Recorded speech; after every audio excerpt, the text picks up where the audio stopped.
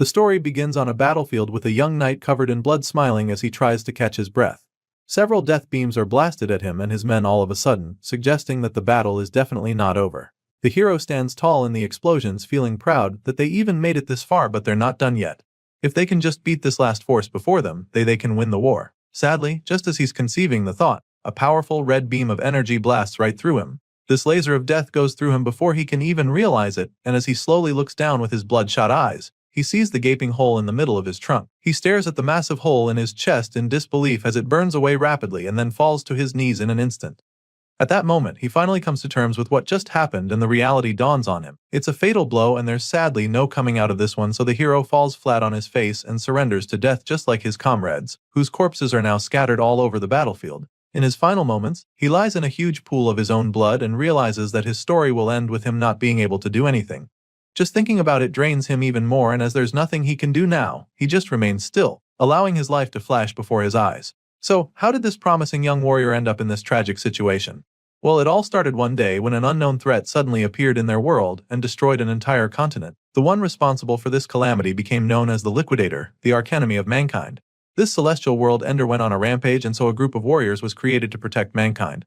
This team of heroes included a man named Brian Miller, who survived a giant meteorite without a scratch, and he became known as the World Protecting Shield. The second member of this team of guardians was a great sage said to possess power equal to an entire division, and she was known as Bella Albright, the Great Sage. The team also included Jacob Bloomfield, the Divine Archer, who took down a high-level dragon in a single shot. But these weren't the only heroes assembled to protect the world, because the strongest swordsman to ever come into existence was also on their team. Her name was Amy White, and she was known as the Sword Saint for her power. From the little we know about these heroes, it's no wonder why they were considered humanity's best hope. But they weren't the only ones fighting against the Liquidator, because there was another group, known as the Support Unit, which our protagonists belonged to. As you can imagine, they were put in this second team because there wasn't really anything extraordinary about them, and sadly, they were merely sacrificial pawns. The protagonist, Gray Lee, a regular foot soldier, rapidly bleeds out in the middle of the rubble, but all he can think about in his last moments is how the superhuman defenders of humanity are truly on another level. He watches them in awe as they continue to wage war on the Liquidator. Gray Lee knew that the graduates of the World Union Academy were amazing even before now, but he never knew that the difference between him and the elite soldiers would be so large. Well, apparently, it is because the four of them are still in the fight while he's lying in the dirt with a few missing organs in his chest.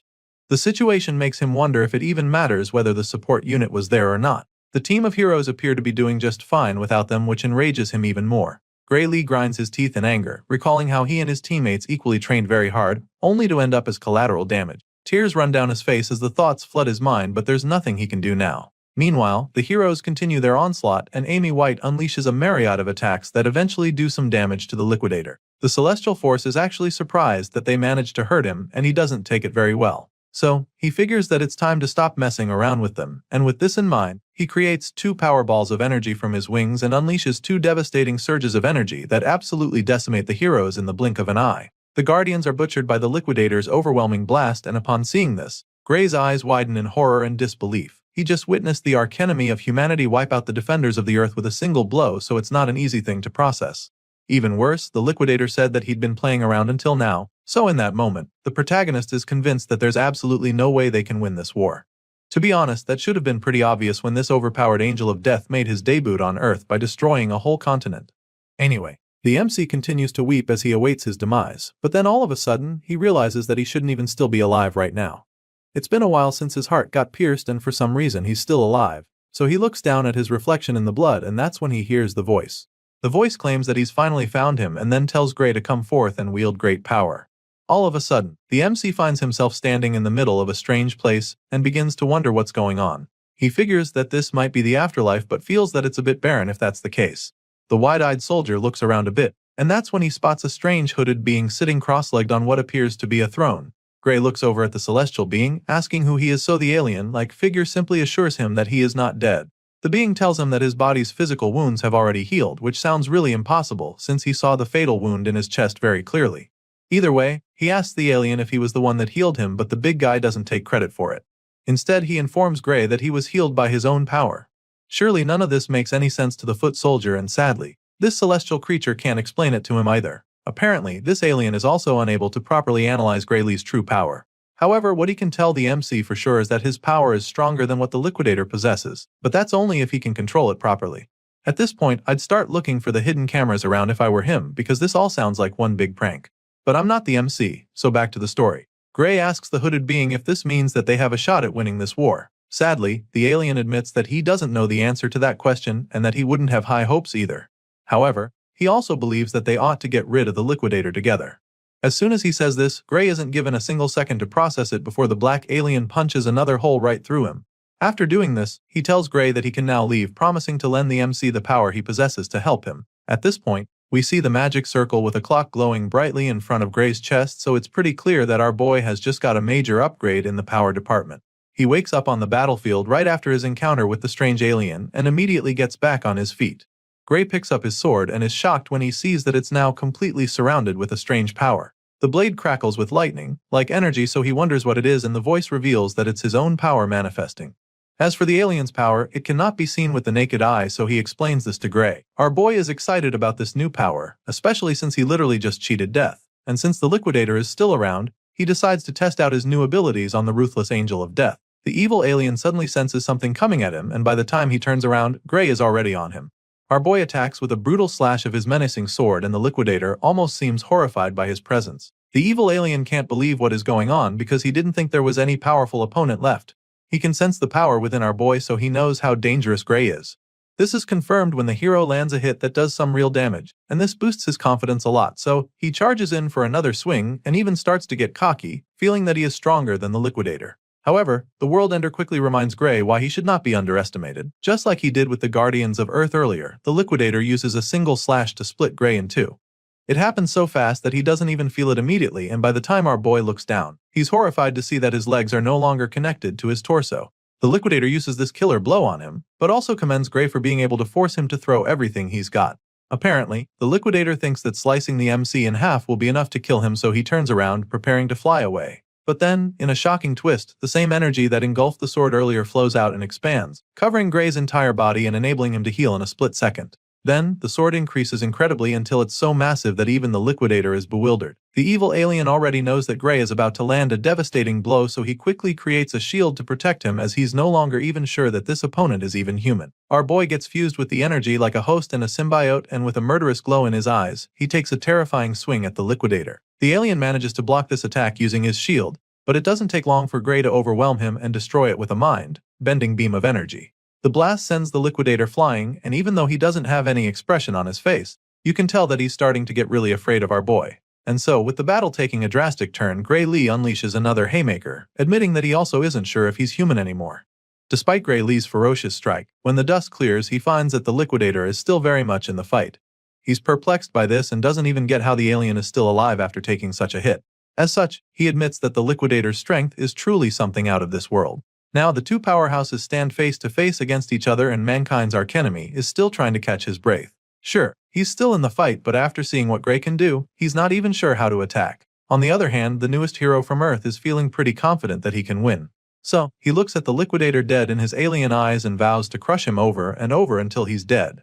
You can tell that he's not even bluffing about this from the look in his eyes, and right after squaring up with the World Destroyer, he unleashes another devastating slash from his mighty sword. The Liquidator tries to dodge it, but he gets hit hard, and this time around, he even bleeds. He groans in agony, calling Gray Lee a monster, but even though he's suffering right now, he has no intention of giving up, and so once again, he decides to stop messing around and go all out against this human hero. The Liquidator heals himself and activates his secret weapon. His entire body begins to glow even more than before, and multiple sets of wings shoot out of his back. The alien also somehow manages to make everywhere go dark and tells the hero that his time is up. That's when Gray looks up in shock to see that the guy turned day into night. The World Ender continues to activate his killer move, and it's starting to look like the tables are about to turn again.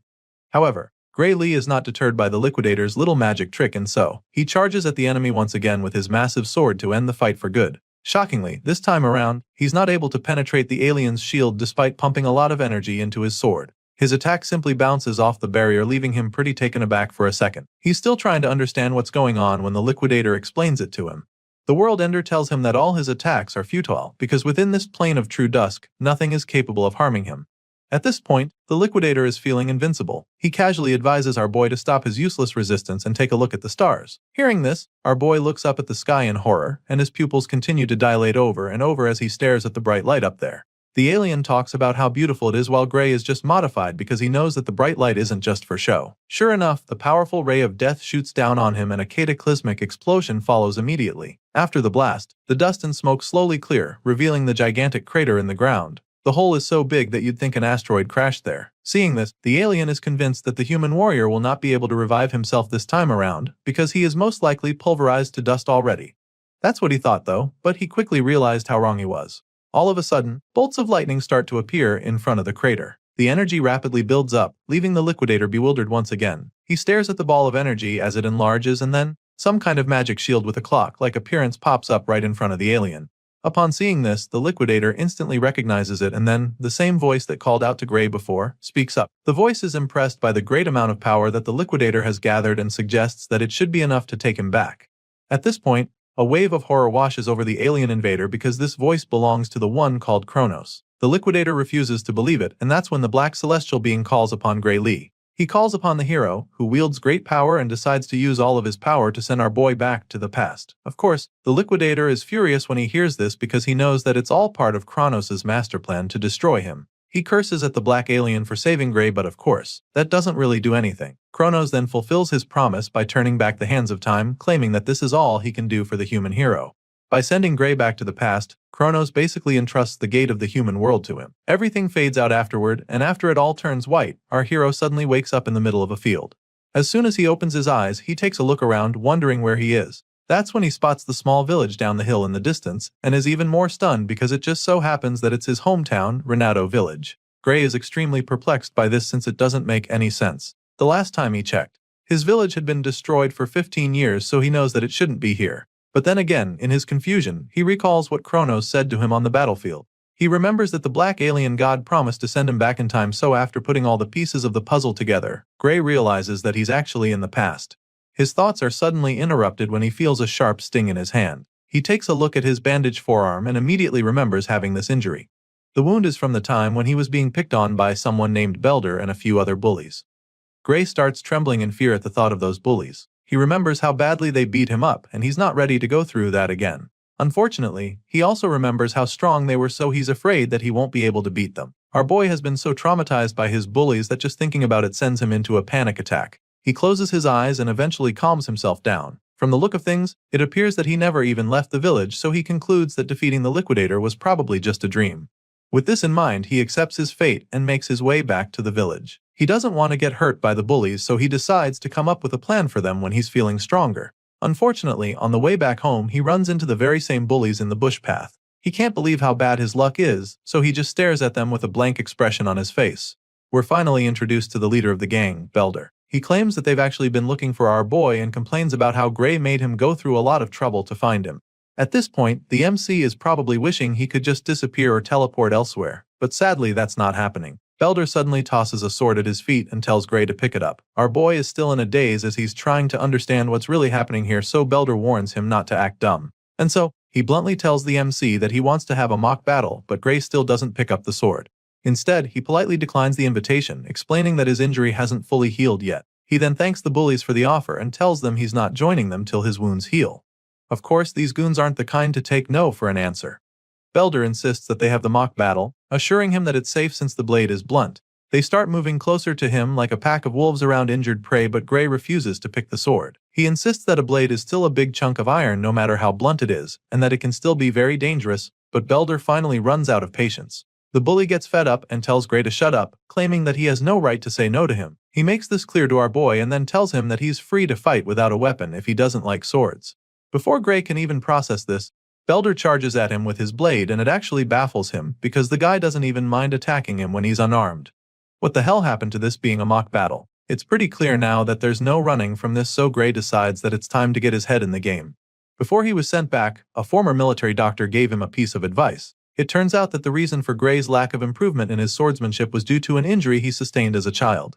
Thinking about it now, the MC realizes that this might actually be where his life as a loser began. Belder speeds toward him like a runaway train, and just as he's about to land the hit, our boy somehow manages to dodge it by reflex. He's even shocked that he managed to evade a hit and begins to wonder if Belder's strikes were always this slow. Enraged by the first miss, Belder goes on for another swing, only for Gray to dodge it yet again.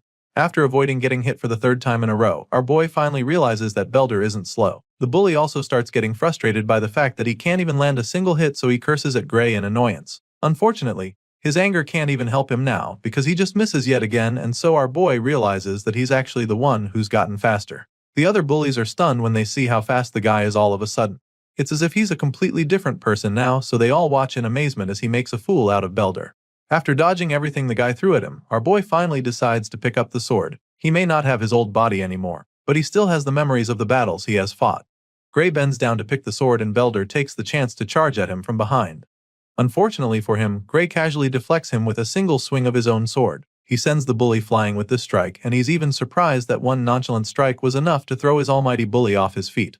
Right now, the guy is starting to look a lot like an amateur, so he's starting to think it wouldn't be fair for him to fight him. But then again, he remembers everything that Belder's gang put him through, so he decides that the ringleader doesn't even deserve his pity. After all, it's these same pieces of trash who tormented him because he couldn't fight.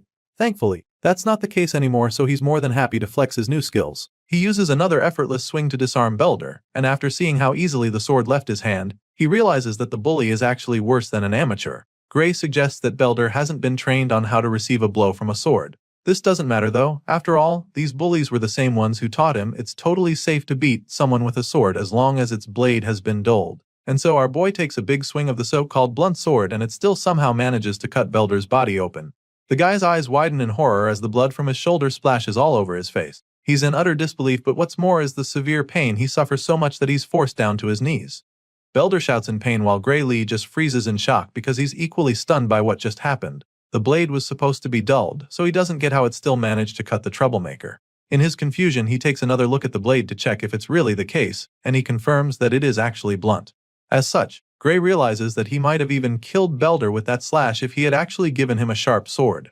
Our boy panics for a second, knowing that he could have killed these kids, but then again, they're the same meatheads who made his life at the village miserable. So, he decides to beat Belder up with the flat surface of the blade instead. This way, he can keep the sword blunt while getting his revenge. He whacks the bully in the face with it, sending him to the ground once again. Belder is now terrified, so our boy hovers over him, wondering why he's screaming so much. He asks the gang leader what's wrong and reminds him that he's the one who said the blunt sword is safe. At this point, Belder just sits there, covering his bleeding nose as Gray walks over to him slowly. The terrified bully looks to the side and sees his goons just standing there, so he snaps at them, ordering that they attack our boy. It's quite funny that Belder would even think that his minions can beat Gray after the same guy just wiped the floor with him. As you can imagine, they're reluctant to even go near him, seeing how strong he's gotten all of a sudden, but they eventually agree to go at him together, thinking they can overpower him this way. The troublemakers charge at our boy at the same time, and Gray just feels sorry for them. He's surprised that they're dumb enough to come at him for another round after what he just did to their leader, but of course, he has no choice but to beat them up too. Belder furiously orders them to kill our boy, as they attack him from all alongs, and this just pisses the MC off. He was going to overlook their misbehavior this time around, but since they clearly all want a taste of his new skills, he decides to show them what he can do. A few moments later, Belder and his goons are all on their knees with swollen faces. They've been so badly beaten that there's steam coming off their bodies and looking at them now. Gray is baffled that these are the same guys he's been so scared of. He remembers that these guys are the ones from the Saria swordsmanship dojo, so he asks to confirm if that's the case, and Belder explains that he's kinda correct. Apparently, they felt like they had gotten strong enough, so they haven't been going to the dojo lately. It's pretty baffling for Gray when he hears them say this, because he can't believe that their current level can be considered strong enough. With this in mind, he figures that he shouldn't expect much from the dojo itself, seeing the kind of students it produced. However, he still believes that it might be useful to him, and so he asks them to introduce him to this dojo they attend. After all, he heard that it's by referral only and would like them to invite him. For some reason, Belder is not really excited to bring Gray in because he'll be too embarrassed if he told his master that he lost a sword fight. He suggests that our boy find someone else to invite him, but he's in no mood to be denied. So, since Belder doesn't want to come play, he decides that they resume their mock fight instead. Before he can even say anything after that, the bully agrees to introduce Gray and starts running toward the dojo, leaving his buddies behind even. Eventually, they're all back in the village, and that's when Belder finally asks Gray why he actually wants to go to the dojo. Apparently, this very dojo has a recommendation slot for the academy, and when our boy asks about it, Belder admits that he also heard something like that. As such, our boy explains that this is the reason he wants to go, by one of Belder's buddies feels that he's already strong enough without going to the academy. Sadly, Gray knows that his current state is not going to be enough to defeat the Liquidator. Even the world's strongest lineup was no match for the World Ender. He remembers the battle, how the Liquidator wiped out all of the Guardians with a single blast. Gray recalls how he couldn't even scratch the alien when he got serious despite using the power that Kronos talked about. Just thinking about it makes him really anxious because he doesn't even know how strong he has to be able to defeat the Liquidator. It bugs him a lot, but at the same time, it's not like he doesn't have any clues. He remembers being able to control the dark power even if it was just for a split second. What he focused on at that moment was the swordsmanship taught to him by the Sword Saint. Gray believes that the outcome of his battle with the Liquidator might have been different if he had spent more time training in the same conditions as the Sword Saint.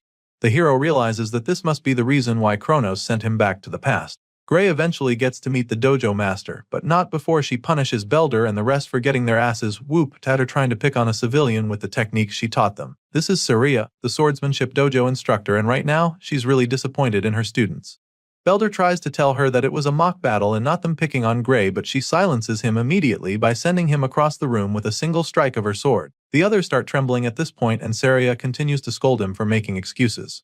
After all, if beating up an unarmed person is a mock battle, then what she just did to him can be called the same. And just like that, Saria kicks Belder and his gang out of her dojo for good. Of course, they don't even protest because things would get worse for them, so they just run for their lives. After sending them away, Saria apologizes to Gray for all the trouble her former students caused him, but he assures her that there's no need to worry about that, and she thanks him for letting it slide. Once that's out of the way, she goes straight to the point, asking if he wants to get recommended to the academy. When he affirms this, she explains that she needs to confirm his abilities before she can do that.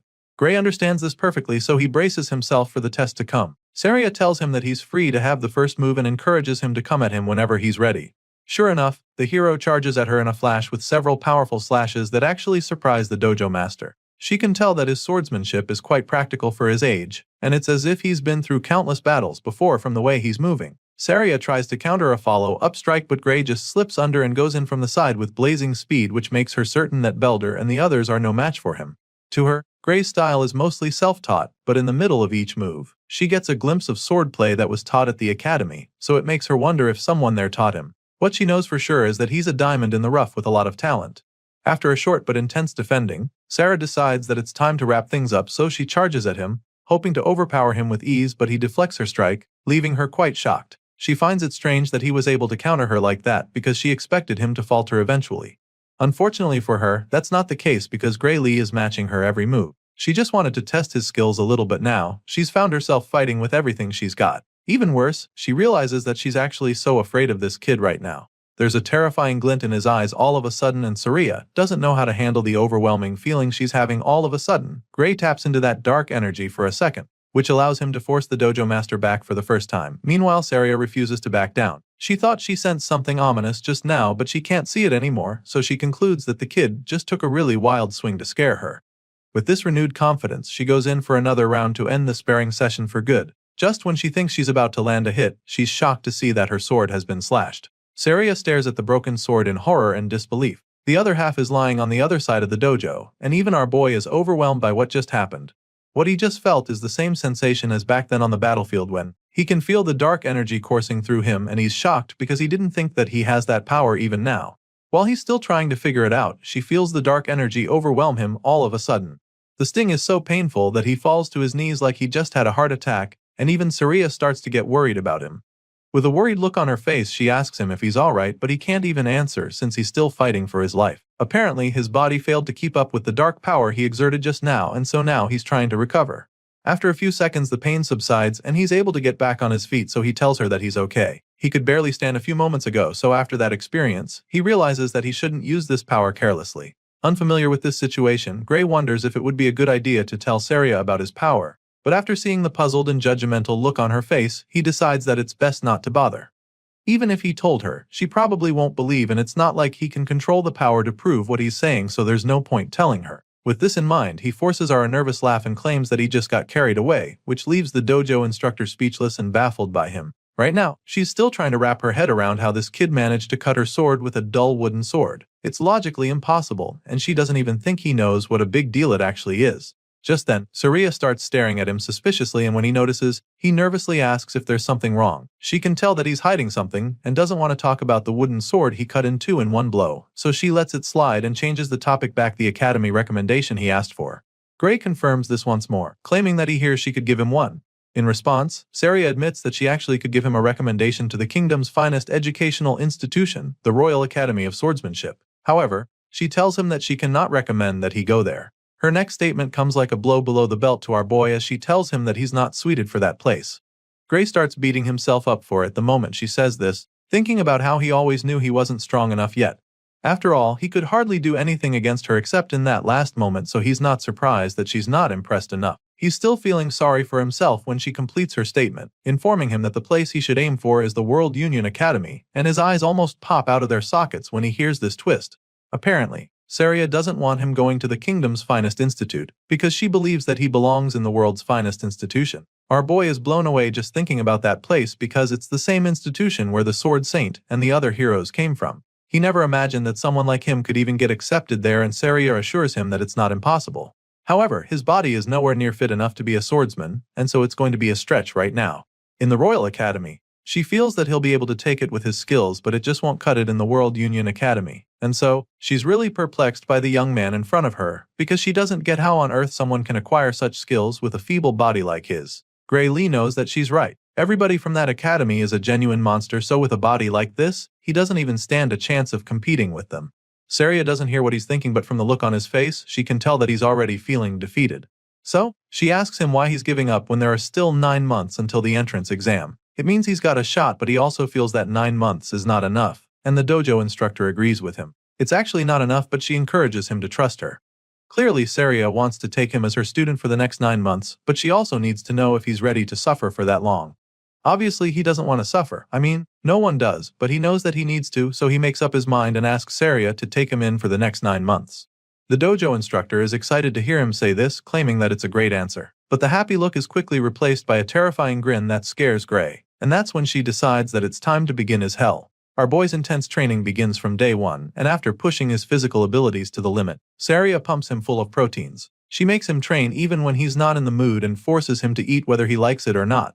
This becomes his life from the day he stepped into the dojo for the first time, and 8 months later, Gray Lee's physical appearance is completely transformed. All of his muscles are finally defined with pronounced chest and arms, popping deltoids and chiseled abs. His 8 months of hell really pays off, and Saria is delighted to say that he's grown a lot more muscular. He's so ripped now that she doesn't even think she has anything to teach him anymore. And so, she encourages him to go out there with confidence. Gray is glad to hear that she's proud of him and the progress they've made, but he doesn't get why she's sending him out now when there's still a month until the exam. So, she explains to him how difficult it can be to take an exam in a place he's not used to. Which is why she feels that it's best to get there early. While he's still trying to wrap his head around it, she hands him a bag of coins, claiming that it's enough money of the trip and a month's worth of food. Gray is reluctant to take the money from her, feeling that going a month before the exam is too soon. It's almost as if she's trying to chase him out of the village all of a sudden, and when he says this, she just laughs, feeling that he's overthinking it.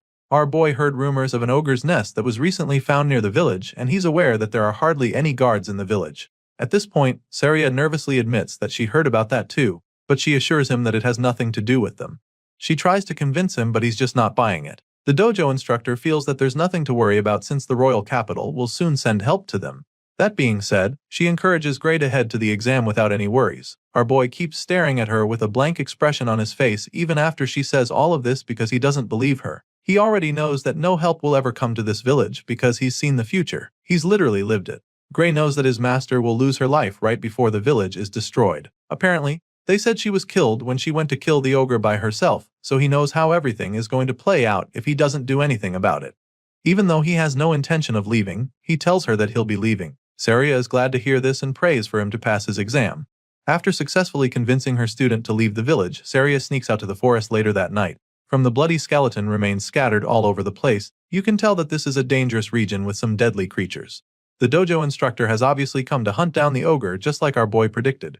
According to the scout's report, the nest is right over here, so all she has to do to find it is follow the trail of blood on the ground. Just as she's about to start moving closer, a voice calls out to her, asking where she's going. She looks up the tree and is shocked to see Gray smiling down at her from a very high branch. She's dumbfounded when she sees him, and the smirk is immediately plastered on his face, because he just caught her right in the act. She asks him why he's even here because as far as she's concerned, he should already be on his way to the academy by now. And before she can even try to scold him, he jumps down from the tree and stops her right there. Gray informs her that he's the one who should be asking the questions since she told him that the ogre nests would be taken care of by the army from the royal capital. Of course, Saria quickly comes up with an excuse, claiming that the guys at the capital said they couldn't come because of some emergency over there. And for that reason, she decided to handle the ogre nests by herself. After all, she believes that she's more than capable of handling the situation by herself. Saria smirks after saying this, claiming that she knows the strength of the nest already thanks to the report from the scouts. She reveals that the boss of the nest is an elite ogre, and the nest itself holds around 40 to 50 monsters in total according to the reports she got. The dojo master admits that that number of minions will be pretty tricky, but still, she's confident that she can take them out all by herself. Upon hearing all she has to say, the gears in Gray's head begin to turn as he ponders on the strength of an elite ogre. On its own, the monster isn't actually that strong, but it turns out that the ogre's real strength lies in its intelligence and leadership. Considering the risk of getting surrounded, our boy concludes that it would be suicidal to even try to fight the monsters alone. He's lived through this very event before, so he knows how it plays out, which is why he's convinced that Saria will not make it out alive if he allows her to go on this mission alone. And if she dies, then the entire village will go on to be destroyed by the same monsters. And this is something he cannot let happen, not when he's been given a second chance to actually change things. The hero has seen that tragic future with his own eyes, and it's still a very fresh memory, which is why, after pondering for a moment, he suddenly asks his master to take him with her. Without even thinking about it, Saria shakes her head in refusal, insisting that she will be able to handle it by herself. Of course, Gray wouldn't want to blow his cover and tell her that he knows she's going to die because he's from the future. So, he takes another approach to try to change her mind, claiming that this could be his first chance to gain some real combat experience. After all, it's exactly what he needs to put his training to the test, so he makes his request once again, suggesting that Saria thinks he's just going to get in ready during the mission. Of course, his master doesn't see him as a liability in battle, and she's sure that he also knows that too. I mean, she can't even beat him in a mock battle anymore. That's how good he's become. However, she also makes it clear to him that nobody knows what might happen in a real fight, especially when it's a monster's nest that suddenly formed like the one they're faced with. For a dangerous job like this, the dojo master believes that it's best for him to wait until he has a bit more experience in real fights that are less risky.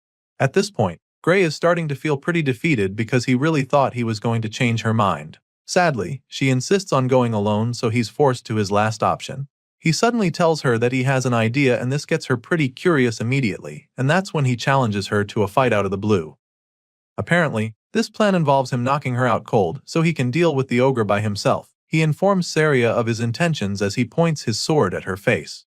The white-haired master just smiles as she tries to process what the hell he just told her. She stands still for a couple seconds, probably thinking he would rethink his decision, but Gray stands his ground and keeps the tip of his sword inches away from her face.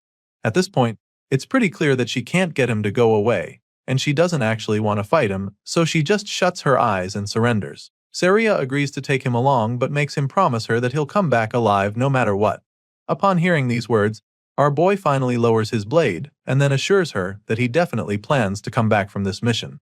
So, he makes Saria promise him the same thing, pleading with her to not die in the ogre's nest, and of course, she's very confident that it's not going to happen. Once on the same page, the master and student follow the trail of blood leading to the ogre's nest and officially begin the hunt. Soon, they arrive close to a valley, and from afar, they notice that the terrain leaves no room for escape.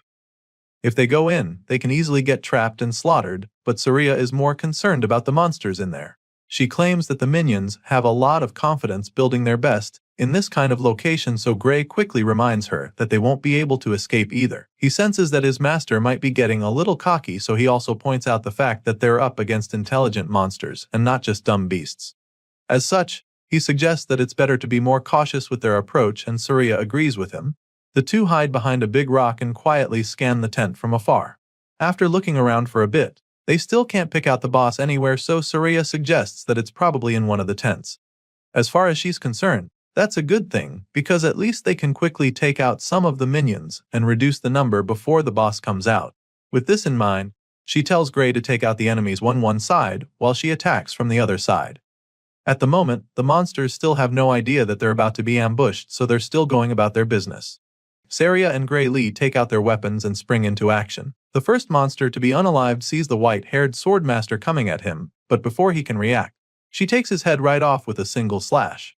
Well, this first attack alerts the others, so all their hopes of being stealthy are instantly dashed. The horde of red-eyed ogres roar at the two swordsmen, but of course, they're no match for our boy. Without even tapping into his dark powers, Gray casually slices through the monsters with ease like a cold-hearted butcher. He dismembers the ogres with lightning-fast strikes, and his master also finds it's pretty easy to take out all the monsters on her side. And so, after only a few minutes, the nest is filled with bloody ogre corpses scattered around. The two wipe out the first wave with ease, and Saria is really impressed by Gray's skills. She's quite surprised by how good he is and begins to wonder if this is really his first time on a battlefield. The dojo instructor is so intrigued that she almost gets distracted while teasing him, but our boy is locked in right now, so he urges her to stay alert, revealing that this is just the start of the battle. Gray stares at the dead ogres lying around and starts to get this strange feeling. The first fight was way too easy, so he finds it weird that the monsters were so weak. It's baffling because he is sure that Saria would have been able to take them out just as easily even if she was alone. It doesn't make any sense because in the original story she was killed in this very nest. At this point, Gray realizes that something really horrifying must be inside that tent. He peeks into the dark tent as the thought crosses his mind, and that's when a terrifying pair of eyes glare at him from the darkness. Gray's eyes pop out in fear as chills run down his spine, and without even thinking about it, he shouts for them to get the hell out of there. Our boy tells his master that they have to leave immediately, urging her to run away with him, but the cocky sword master feels that he's exaggerating. She asks him what's wrong, feeling that there's no need to retreat, but after seeing the look of horror on his face, she doesn't think twice before running after him. Now, they're both running out of the nest as fast as their legs can carry them, but their efforts prove futile very quickly because all of a sudden, a figure appears to leap into the air right above them to intercept them. The green-skinned creature blocks their path, landing right in front of them, and our boy begins to panic even more.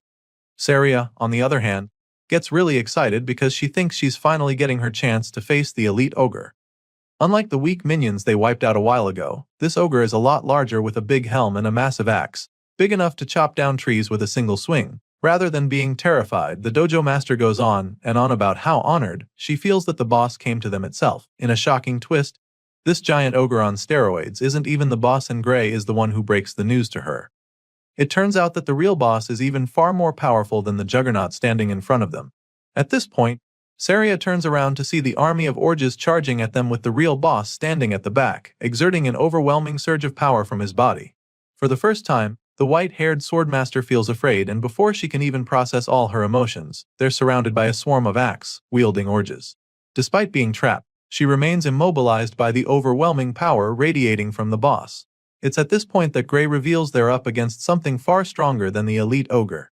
What they have on their hands right now is an ogre general, and the nest they just attacked belongs to the ruthless green abomination. Saria finally snaps out of her daze and admits that an ogre general is not a monster they can handle on their own. It's now pretty clear why the entire village got wiped out, sadly. It looks like history is about to repeat itself because they're currently outnumbered and outgunned. Seeing how dire the situation is, Saria suggests that they just kill the brute in front of them and keep running. Without any hesitation, she desperately charges at the helmed ogre with her sword, hoping to quickly finish him off, but the guy is no pushover either. He blocks the first strikes, which surprises Saria, but she goes again and is able to land a hit on his shoulder. Sadly, her excitement quickly disappears as she watches the wound heal rapidly right before her eyes. As if this guy wasn't tough enough, he also has regenerative abilities. Seeing this, Saria decides that there's no use even fighting, but that's when Gray explains what's going on. Apparently, the ogre general's roar boosts the strength and recovery power of his soldiers. This is why the minions appear strangely more powerful than normal. Saria struggles to hold off the big guy, while our boy is baffled that he's not been able to defeat a single one of the ogres in this second wave. He lands hit after hit, but they just recover immediately. All of a sudden, he decides to leave his back to Saria, asking her to just buy him some time. Of course, that's not going to be easy at all since she's been struggling with only one ogre. She's really concerned when he says this, so she asks him what he's planning to do, and that's when he tells her that they have only one option left if they want to come out of this alive. And with that being said, Gray reveals his suicidal plan to go after the ogre general. Our boy knows that the source of their power is the elite boss of the nest, so he decides to go after it. He slashes his way through the sea of ogres, but they just keep coming back to try to flank him, which just annoys him even more. He has his sights locked on the target, so for now, he just needs to focus on wiping out all the enemies in front of him to clear the path. Sadly, that's exactly when he comes face to face with an ogre that shatters his sword with a big axe. Gray is dazed when this happens and spends a moment staring at the short piece that's left of his blade. It's clear now that his sword can't withstand fighting a strengthened ogre, which is a really bad sign since he intends to face the ogre general soon. He quickly gets his head back in the game and dodges a mighty strike just in time. And while he's still in the air, he takes out his spare sword. He's lucky to have one, but he knows that it's just a matter of time before this one gets broken too. As if she was reading his mind, Saria suddenly tosses her spare sword to him so he can have two. He thanks her as he catches the second blade with ease, but even though he has two swords now, he knows that they're still not enough to wipe out all the enemies. However, it's all he's got, so he's determined to make it count, since all he has to do now is wipe out the ogres in his way and take out the general. With this renewed sense of hope, our boy runs through the wave of orges standing in his way like a bolt of lightning. He moves so fast that some of them don't even see him coming, but in the process, he takes a few hits and even gets slashed in the face. Still, this doesn't deter him as he pushes on relentlessly through the horde of bloodthirsty monsters. The general notices the hero getting close, so he lets out another powerful roar to strengthen his soldiers even more. This is a twist that our boy didn't see coming at all, because he didn't even think these ogres could get any stronger. Sadly, they're mutated in a flash and the fight becomes several times more difficult. He's no longer able to push through, and at this rate, it's only a matter of time before he and his swords are crushed. Gray realizes that the general saw right through his plan, which makes him admit that the boss is truly very intelligent. It's obvious now that the boss's high intellect isn't just for show. Our boy continues to struggle in the fight, and he almost gets squashed but quickly gets out of the way and regains his footing. He creates some distance between himself and the monsters and decides to change his approach. He doesn't have the time or the power to deal with these minions anymore, so he attempts to run past them without actually fighting them, but this plan is quickly thwarted when one of the ogres suddenly tackles him like an NFL linebacker. The hero suddenly finds himself immobilized as the monster refuses to let go, and as if that's not enough, an even bigger ogre comes around with a massive axe to split him in two. Thankfully, he's able to use his tackler as a shield to save himself from the first strike, but then, he's forced to defend himself against the sheer might of the subsequent blows.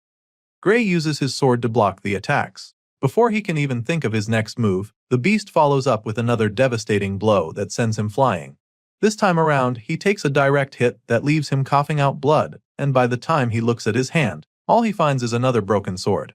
Our boy is now down to his last sword, which is a very bad position for him. He's badly injured and exhausted, but still has to take on the horde along with the overpowered general pumping them with fresh energy every 5 minutes. Gray struggles to get back on his feet to face the ogres now charging at him, but the gears in his head are now turning even faster, because he needs to come up with a plan to save himself. From the experience he gathered as a foot soldier, he knows for sure that he can't win this fight, and since that's the case, he decides to sacrifice himself. He suddenly shouts for her to run away, while they're focused on him, but she just smiles when she hears. Without hesitation, she lets him know that she can't do that, and not just because that big-helmed powerhouse is still in her way. Hearing this, Gray tries to scold her, wondering if she's got a death wish or something. He's afraid that she wants to die for nothing just to look brave, so he assures her that he'll run right behind her once she starts moving. However, she's not even refusing because she's worried about him. Apparently, Saria literally can't even run anymore because there's a nasty cut on her thigh, making it difficult for her to even stay on her feet. Gray gets to see the wound and is instantly horrified because his master is basically a sitting duck in that state. Just like that, saving her by sacrificing himself becomes impossible, and he immediately runs out of options. Gray's life begins to flash before his eyes just like they did in his previous life. He was sent back in time so that he could defeat the Liquidator, so it's pretty sad for him to realize that his new life is going to end just 8 months later in a filthy ogre's nest. His chances of survival drop even further when his last sword gets broken by another powerful strike. It's looking pretty bad for our hero at this point, but even with the odds stacked against him, he refuses to accept defeat. Gray Lee believes that it's not over yet because he still has one last trump card up his sleeve. Sure, he doesn't know how to use the dark power he possesses, but our boy is certain that even all these enemies before him will be no match for him if he can just tap into the power from the battle against the Liquidator. So now, with that being his last and only hope to survive, Gray forces himself to remember how he felt when he first unleashed that power. He doesn't have much time to do this though, since the red-eyed ogres are charging at him. Our hero closes his eyes to focus so he can remember the sensation from that time, and while doing this, he points his broken sword at the enemies, hopeful that the dark power would transform it into a deadly weapon in no time. Sure enough, our boy manages to activate the power in the nick of time. Just when he's about to be smashed by the monsters, his broken sword comes to life with the dark power, allowing him to destroy the ogres before him permanently. Saria is very shocked when she sees this, and she's already pretty worried, but before she can freak out, Gray turns to her with half of his face consumed by the dark energy. And then, he smiles at her, assuring her that everything is alright. Our boy's not kidding, and we're able to see why he just said that. Gray is now a lot more powerful than he was a few moments ago, which is why he's able to casually wipe out the horde of the ogres in front of him. Apparently, these strikes are so potent that the ogres are unable to recover from them, and even though the general starts to take some damage as well.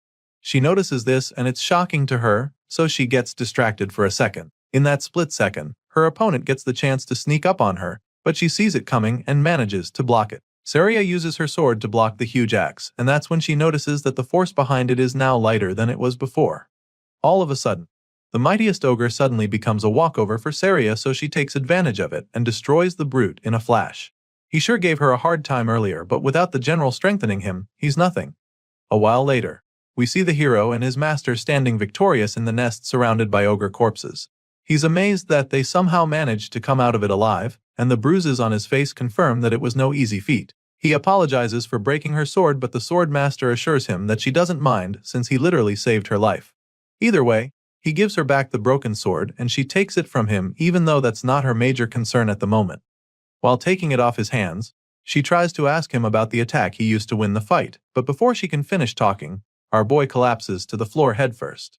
The hero passes out in an instant, which leaves her absolutely horrified, so she starts. While she's trying to wake him up, we see that our boy's consciousness is actually elsewhere. He finds himself standing in a dark, empty place filled with shallow water. In the middle of the place, there's a huge door with chains on it, which he finds very strange. And while he's still trying to wrap his head around what the hell is going on, weird gusts of energy start to flow out of the door along with mysterious symbols. At first, he doesn't understand what's going on, but he quickly realizes that it's the same power that kicked in on the battlefield. A line appears in the middle of the door like a smaller gateway, allowing the dark clouds to seep out. This makes Gray wonder if opening the door will allow him to get that power. Of course, there's only one way to find out, so makes up his mind and starts marching toward the door. He gets closer, and after only a few steps, he feels an overwhelming and ominous force pull him back. The massive red skeleton spirit drags Gray away from the door with a crushing power that horrifies him. After that suffocating experience, our boy realizes that he's definitely going to die if he opens that door in his current state. Chills run down his spine as he says this, and almost immediately, a loud voice responds to him, informing that he made a wise call. As you can imagine, Gray is taken aback when he hears the voice, but he doesn't even get a chance to figure out anything else, because the next moment, he's waking up in a bed struggling to catch his breath. He wakes up like someone who just had a nightmare, so Saria is really concerned about him. Thankfully, Saria is in the room, so she comes to check on him, seeing that he's finally awake. She clearly has not fully recovered from the damage they suffered in the ogre's nest. At the same time, our boy is pretty confused, so he asks where he is, and that's when she informs him that he's been unconscious for 5 days. As such, she was even afraid that he wasn't going to wake up anymore. Our boy is still pretty surprised that he's been asleep for the last 5 days, so he figures that it's due to the fact that he must have pushed himself pretty hard. It clearly took a toll on his body, and the Swordmaster agrees with him, even though she feels that he did a lot more than pushing himself pretty hard. Anyway, she's concerned about his condition, wondering what the state of his body is. She asks him if he can move, and since he also does know the answer, he decides to give it a try. Sadly, Gray suddenly realizes that he can't move his right arm at all. He can't muster any strength in it, and even though he knows he can move a bit, he's afraid that he might not be able to hold a sword with it. As if that's not bad enough, he also notices a weird bruise on his bandaged arm with dark energy spreading. Saria notices that he's struggling with it, so she asks him about it. Hearing this, Gray is a little surprised because it means that she can't see the dark tattoo like bruise on his arm. Since that's the case, he simply admits that he can't put any strength into his dominant arm. Apparently, the Swordmaster isn't actually surprised to hear this. It's just as she thought, and so she also knows that it won't heal back to normal anytime soon. After all the bones in his right arm are in pieces. Clearly, the hero didn't know about this, especially since it doesn't even seem hurt at all from the outside. He explains this, and that's when she tells him that they've already treated it with a magic potion. For some reason, our boy doesn't like the sound of that at all. He stares at the empty potion bottle in shock and panic, because the last time he checked, such things were extremely expensive. However, his master assures him that he shouldn't worry about it, because the village chief was the one who gave it to them. He's shocked to hear this too, because he can't even wrap his head around why the chief would give a potion to someone like him.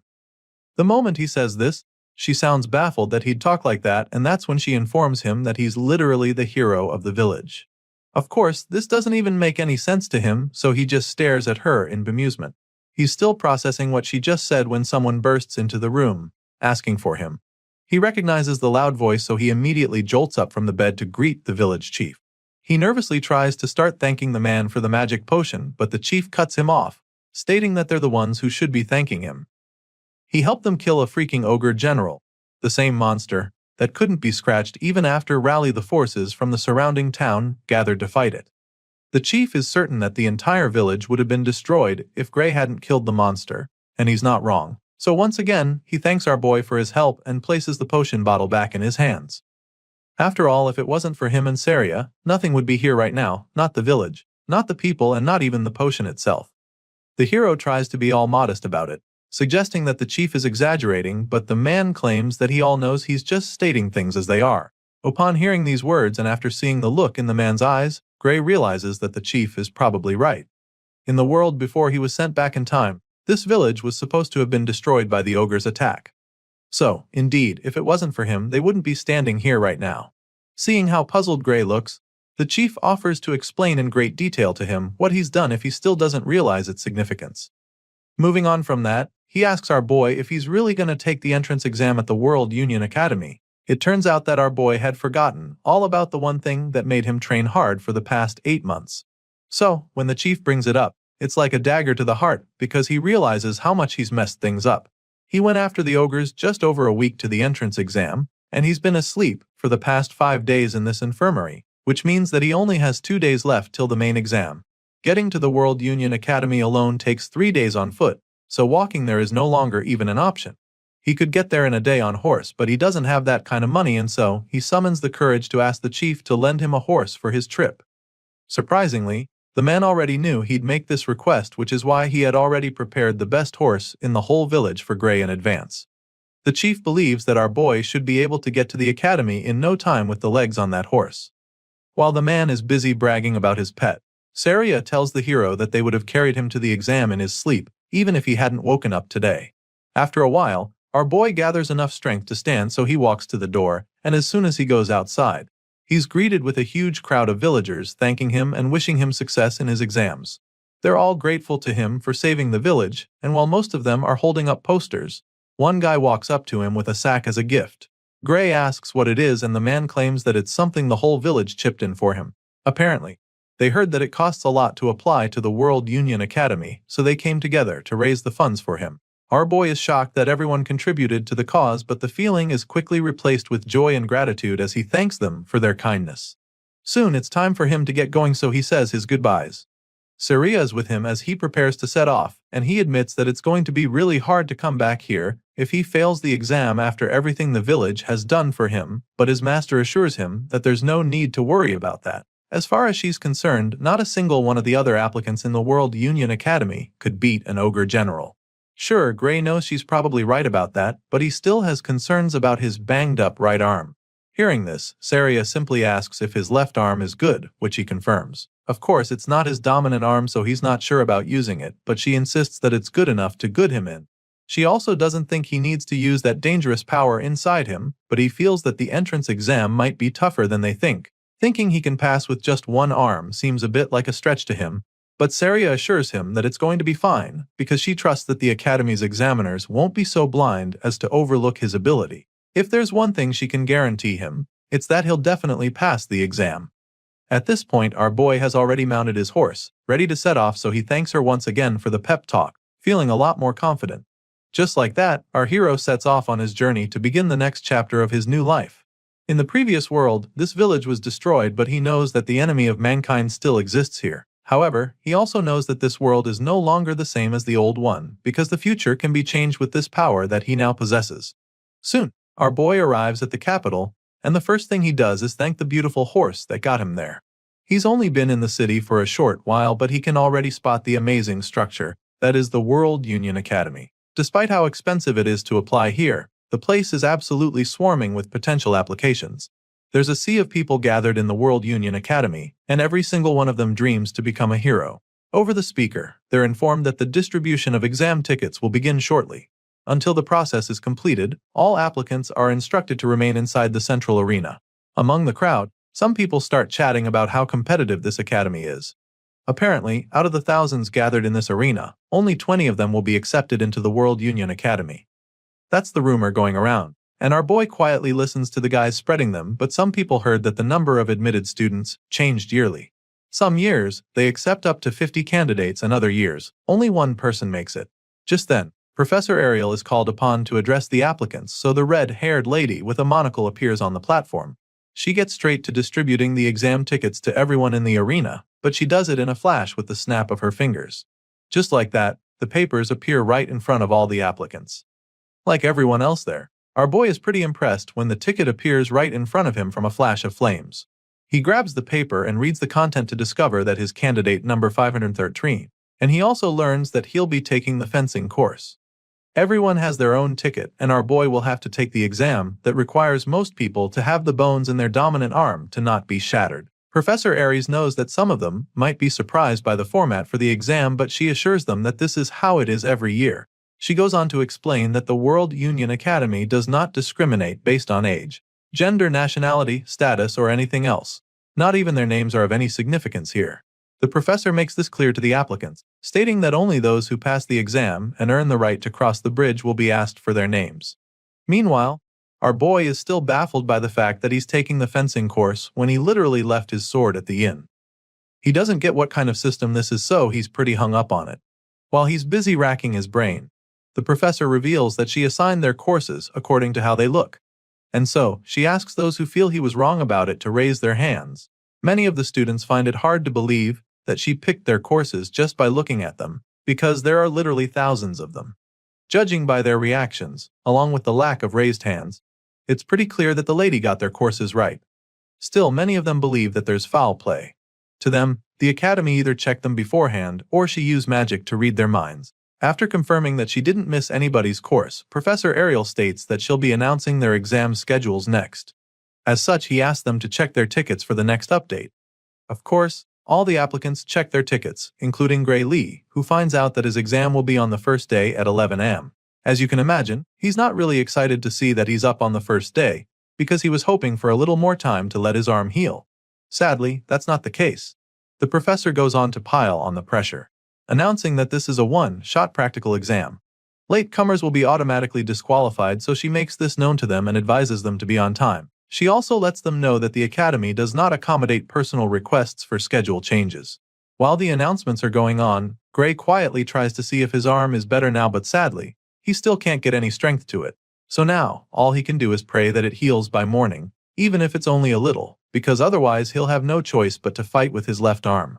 Unfortunately, the next day, our hero wakes up and is immediately frustrated because his injured arm didn't even heal at all. Now, he has no choice but to take the exam like that because there's no option for schedule changes. Gray gets ready and heads to the exam, and when it's almost his turn, he is directed to the entrance of the arena. While waiting for his turn, he tries to calm down, reminding himself that he shouldn't be pessimistic about this right now. As he tries to maintain positive thoughts, he realizes that his left arm is still fully functional, and he can even move his right to an extent. With this in mind, he comes up with an idea. Gray concludes that he needs to use the little time he has left to watch the examiner's moves and prepare for them.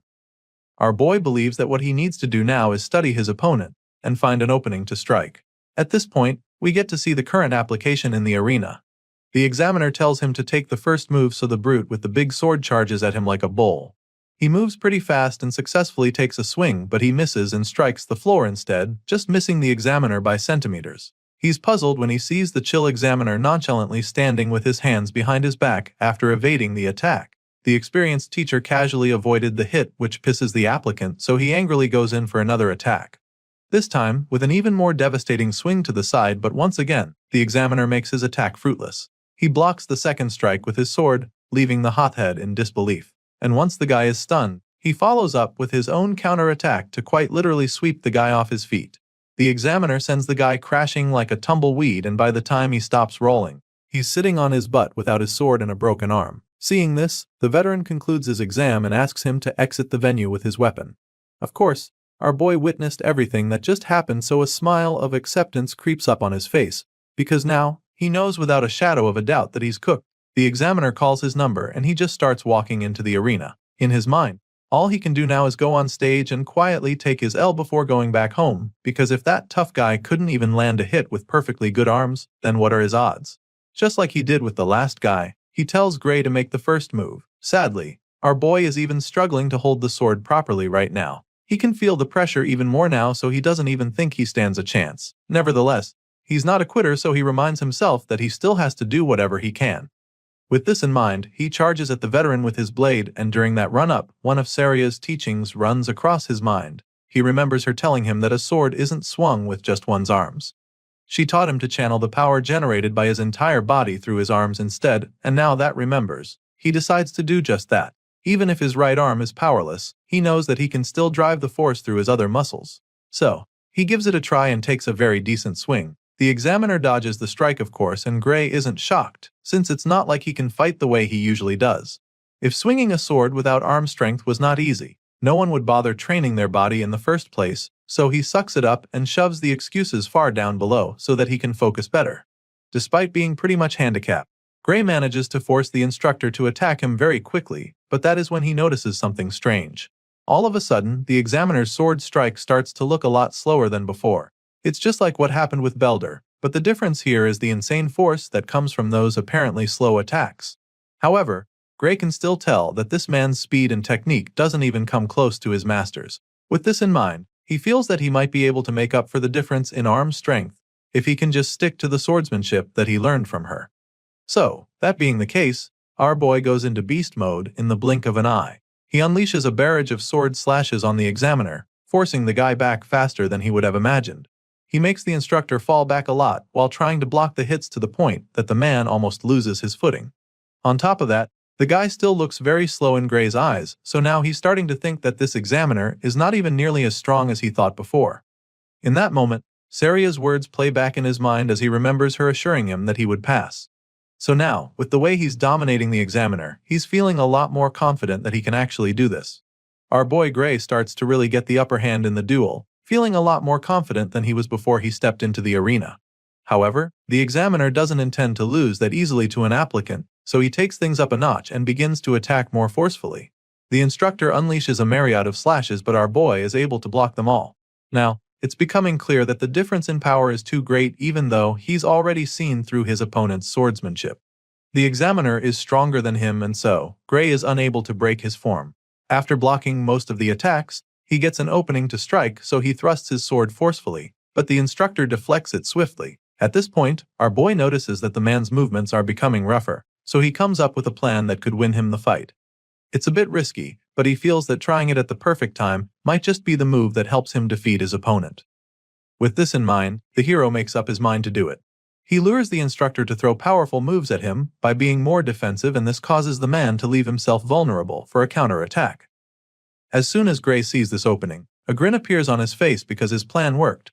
After all, in a fight like this, there's nothing more likely to expose an opening than a big predictable swing. With blistering speed, the hero goes in for the finishing blow, which makes the instructor lose his balance. The examiner struggles back in shock when Gray capitalizes on his mistake, and before he can recover from it, our boy launches another strike, determined to seal the deal. Now, the odds are in his favor despite being weaker and having less experience. No matter how great the difference in power is, he's convinced that he'll win if he can just get behind his opponent. Gray takes the bold swing to secure the win, but then a loud commanding voice orders him to stop. So, he halts his strike midway despite being pretty baffled. He looks up at the official, wondering if the match is over already because it seems a bit too early to stop now. Well, it turns out that the limit for the exam has been reached, and with the duel that was on display, the result will be a draw. Hearing this, our boy just stares at the official in shock. He was so close to winning, but he couldn't do it in time, so he sighs in defeat, feeling bad that he didn't make it. It's a crushing outcome for our boy who's trained so much to get to this point. But he knows that he can't protest or argue, because that would be pointless. So, he quietly makes his way out of the arena, believing that he's actually done his best. Of course, it's not so easy to accept a loss like this, especially when it determines his future. The fact that he couldn't even win the first examiner makes him feel that things will be pretty difficult for him. At the moment, his fate looks pretty bleak because his chances of getting into the academy this year are now 0 since he failed to beat his examiner. So, he decides to come back the following year to take the exam again since his arm would have healed by then. With this in mind, he simply thanks the examiners and the academy for even giving him the chance to apply. Fast forward to 1 week later, and it's time for the final round table meeting to decide the students that will be getting accepted into the finest institution in the world. The meeting is held in room 53, and once they're all seated, the chairman asks what they think of the candidates now that they've all completed the exam. The first examiner immediately admits that he's overwhelmed by how tough it is to pick out only a few students, while another one states that the current method of everyone observing together is rather inefficient. As such, he suggests that they divide the workload the following year. It sounds like a good idea at first, but then, another professor doesn't agree with him. The man insists that they can't afford to overlook a talent simply for the sake of making things easier for themselves. At this point, the oldest man in the meeting reminds them that he asked to hear their thoughts on the students and not their opinions on the examination system. That being said, he decides that they start with the swordsmanship course and asks his professors to let him know which of the candidates passed in this category. Well, according to their rules, those who beat the examiners passed automatically, and those who couldn't achieve that will be assessed based on the quality they showed and how they held out during the 15-minute time limit. One of the examiners explains this and then asks the swordsmanship course instructors what they think about it. All the matches were recorded so they're able to rewatch and analyze the performance of the candidates. Other than those who beat the examiner, candidates number 5, 217 and 753 stood out. The man suggests that they kept it at that because even if the others joined, they wouldn't be able to keep up in class. The second professor agrees with this decision and then asks if anyone has a contrary opinion. None of the examiners speaks up to say anything otherwise, so the chairman figures that they have confirmed the successful candidates for the swordsmanship course. But just when they're about to make the final verdict, one of the examiners asks what the room thinks about candidate number 513. It's none other than Professor Ariel, and judging by the look on her face, she is pretty interested in that candidate. The other examiners in the room seem pretty intrigued when she brings up Gray Lee. So, they dig out the recording of his match against his examiner, and they're amazed when they realize how good he is. It certainly looks like he was going to win the fight, which is a good thing, but they also feel that things are going to be difficult for him if he has to rely on setting up traps just to beat an examiner. They notice that his technique was good, but his strength was also clearly lacking, which doesn't help his case at all. The second guy isn't too impressed about that, and even claims that Gray was outmatched from the start until the end of the fight. After a couple of them give their opinions, the chairman asks for a conclusion, so they decide that Gray Lee is no good and shouldn't be accepted into the academy. The red-haired lady just scoffs up on hearing their conclusion because she can't believe that not a single one of them noticed what she saw even after watching the footage again. Apparently, everyone has decided to be this blind. Professor Ariel concludes that having everyone observe together is really a waste. The next day, all the aspirants return to the academy for the results, and our boy is one of them. He holds his ticket in hand, waiting for the examiners to announce the successful candidates for the swordsmanship course. At the moment, 6 candidates have passed, and as soon as this is announced, Gray becomes even more anxious. Candidate number 5 is called upon and his ticket goes up in flames immediately. Next, candidate number 217 is called, the number 432 and 615 along with numbers 753 and 925. As soon as their numbers are called, their tickets go up in flames as well, leaving all the others pretty amazed. Sadly, only those whose numbers were called will be attending the World Union Academy for the swordsmanship course, and when our boy hears this announcement, his heart sinks to his belly in a flash. He probably saw it coming after the way his exam went, but he's still dazed when it is actually confirmed that he wasn't selected. The successful candidates are asked to cross the bridge and complete their enrollment procedure by the end of the day. Of course, those who passed the exam are really stoked about it, and their buddies are equally happy for them. On the other hand, there are many other candidates who are still brooding over their situation. While others are celebrating, Gray just stares at his ticket in disappointment, feeling that he failed after all. It's a horrible feeling for sure, especially after everything he went through to get to this place, but even though it looks like he'll be going home, there is one last category, known as the Divine Eye Special Admission. As you can imagine, our boy isn't really interested when he hears the announcement. He probably doesn't even know what that is, but then all of a sudden, he hears this number being called. Of course, this is a big shock, but what's even more surprising is the way his ticket suddenly starts glowing with a bright blue light. It shines even brighter than those who had the flames earlier, so he's just as confused as all the other candidates, staring at him in awe. They're all baffled by the display on show, and after staring at the glowing card for a few seconds, the hero finally starts to realize that he actually passed. While most applicants are perplexed like our boy, some others in the crowd are pretty familiar with this Divine Eye special admission thing because the Academy has actually done it before. At the moment, the name still doesn't ring any bells in Gray's head because he's never heard of it before. He doesn't get it, and while he's still pondering on it, those who know what it is make him understand that it's basically a way that someone gets into the institution through the back door. Some cocky know-it-alls who probably got in normally also have something to say about it. To them, the World Union Academy has really fallen to have allowed a special admission, but while the jerks are busy going on about it, our boy is simply hung up on the fact that he got in through the back door. It doesn't make any sense since he doesn't have any connections here, so he wonders if his master was the one who found a way to get him in. It's a possibility, but he knows it's a stretch because she never even mentioned anything of that sort. His thoughts are suddenly interrupted when an old man comes around to scold the candidates who were speaking ill of the Divine Eye special admission. And seeing that they've decided to be ignorant, he decides to enlighten them. He explains that the Divine Eye special admissions is an honorable category that has produced heroes for over 100 years. The old man tries to make them understand, but the jerks refuse to accept it. As far as they're concerned, the geezers at the World Union Academy are just the ones who love the Divine Eye special admission. Besides, the last time they checked, those who got in through this path were only impressive back in the day. Apparently, recent successful Divine Eye candidates include Amy White, Bella Albright, Leek Mueller and Jacob Bloomfield, who are considered complete failures at the World Union Academy. Some of these names probably ring a bell to you, because these are the names of the heroes we saw in the first chapter. For some reason, these same guys are the bottom feeders at the World Union Academy, and they're so notorious for their poor performance that even the current candidates know about them. On the other hand, Gray remembers Amy, Bella and Jacob very vividly from his past life, because the three of them were part of the main force that fought against the Liquidator. Despite what everyone is saying right now, our boy is so excited that he'll get to fight alongside them because he knows that they will become the true heroes. The story continues on the day of the entrance ceremony. Currently, the ceremony is scheduled to begin 30 minutes from now, so the students urges them to assemble in the plaza in front of the main office if they're done changing.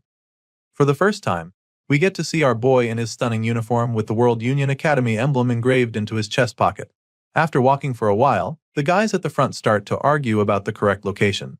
Apparently, they should be at the plaza in front of the main office, but there's nothing here, so they're not sure that they even came to the right place. Before they can get even more confused, one of the professors comes around to meet them. He apologizes for the confusion, explaining that they've had a bit of a delay setting up due to a mix-up. Hearing this, the students are still quite confused because they don't get what he means by setting up. Just then, the man tells them to step back a bit so that he can put the stairs in that spot. This just baffles them even more, but they step back and ask if that's good enough. Thankfully, it's just perfect, so the white-haired professor begins to do his thing. The students watch in confusion as the man goes down to start writing something on the floor. They're still pondering on what he could be doing when a giant massive circle appears on the ground. The golden seal spreads out, glowing brightly, leaving the students in awe, and then in the blink of an eye, a gigantic auditorium appears with a flight of stairs attached to it. Once again, the man apologizes for the delay and then tells them to sit wherever they like in the huge hall. Of course, they're still pretty dazed by what just happened because they can't even comprehend how he managed to teleport something this massive. While most of the other freshmen remain pretty stoked about what the professor did, our boy quietly takes a seat. He feels that they probably did this because they want to hold the entrance ceremony in a place where they can see the school building. It's a pretty brilliant idea, and he also believes that it's a pretty extravagant way to use teleportation magic. He's heard a lot about the institution in his past life and the present one, but now, he can boldly say that he has seen the power of the World Union Academy. The hall is massive, so it's pretty obvious that the number of seats is pretty excessive.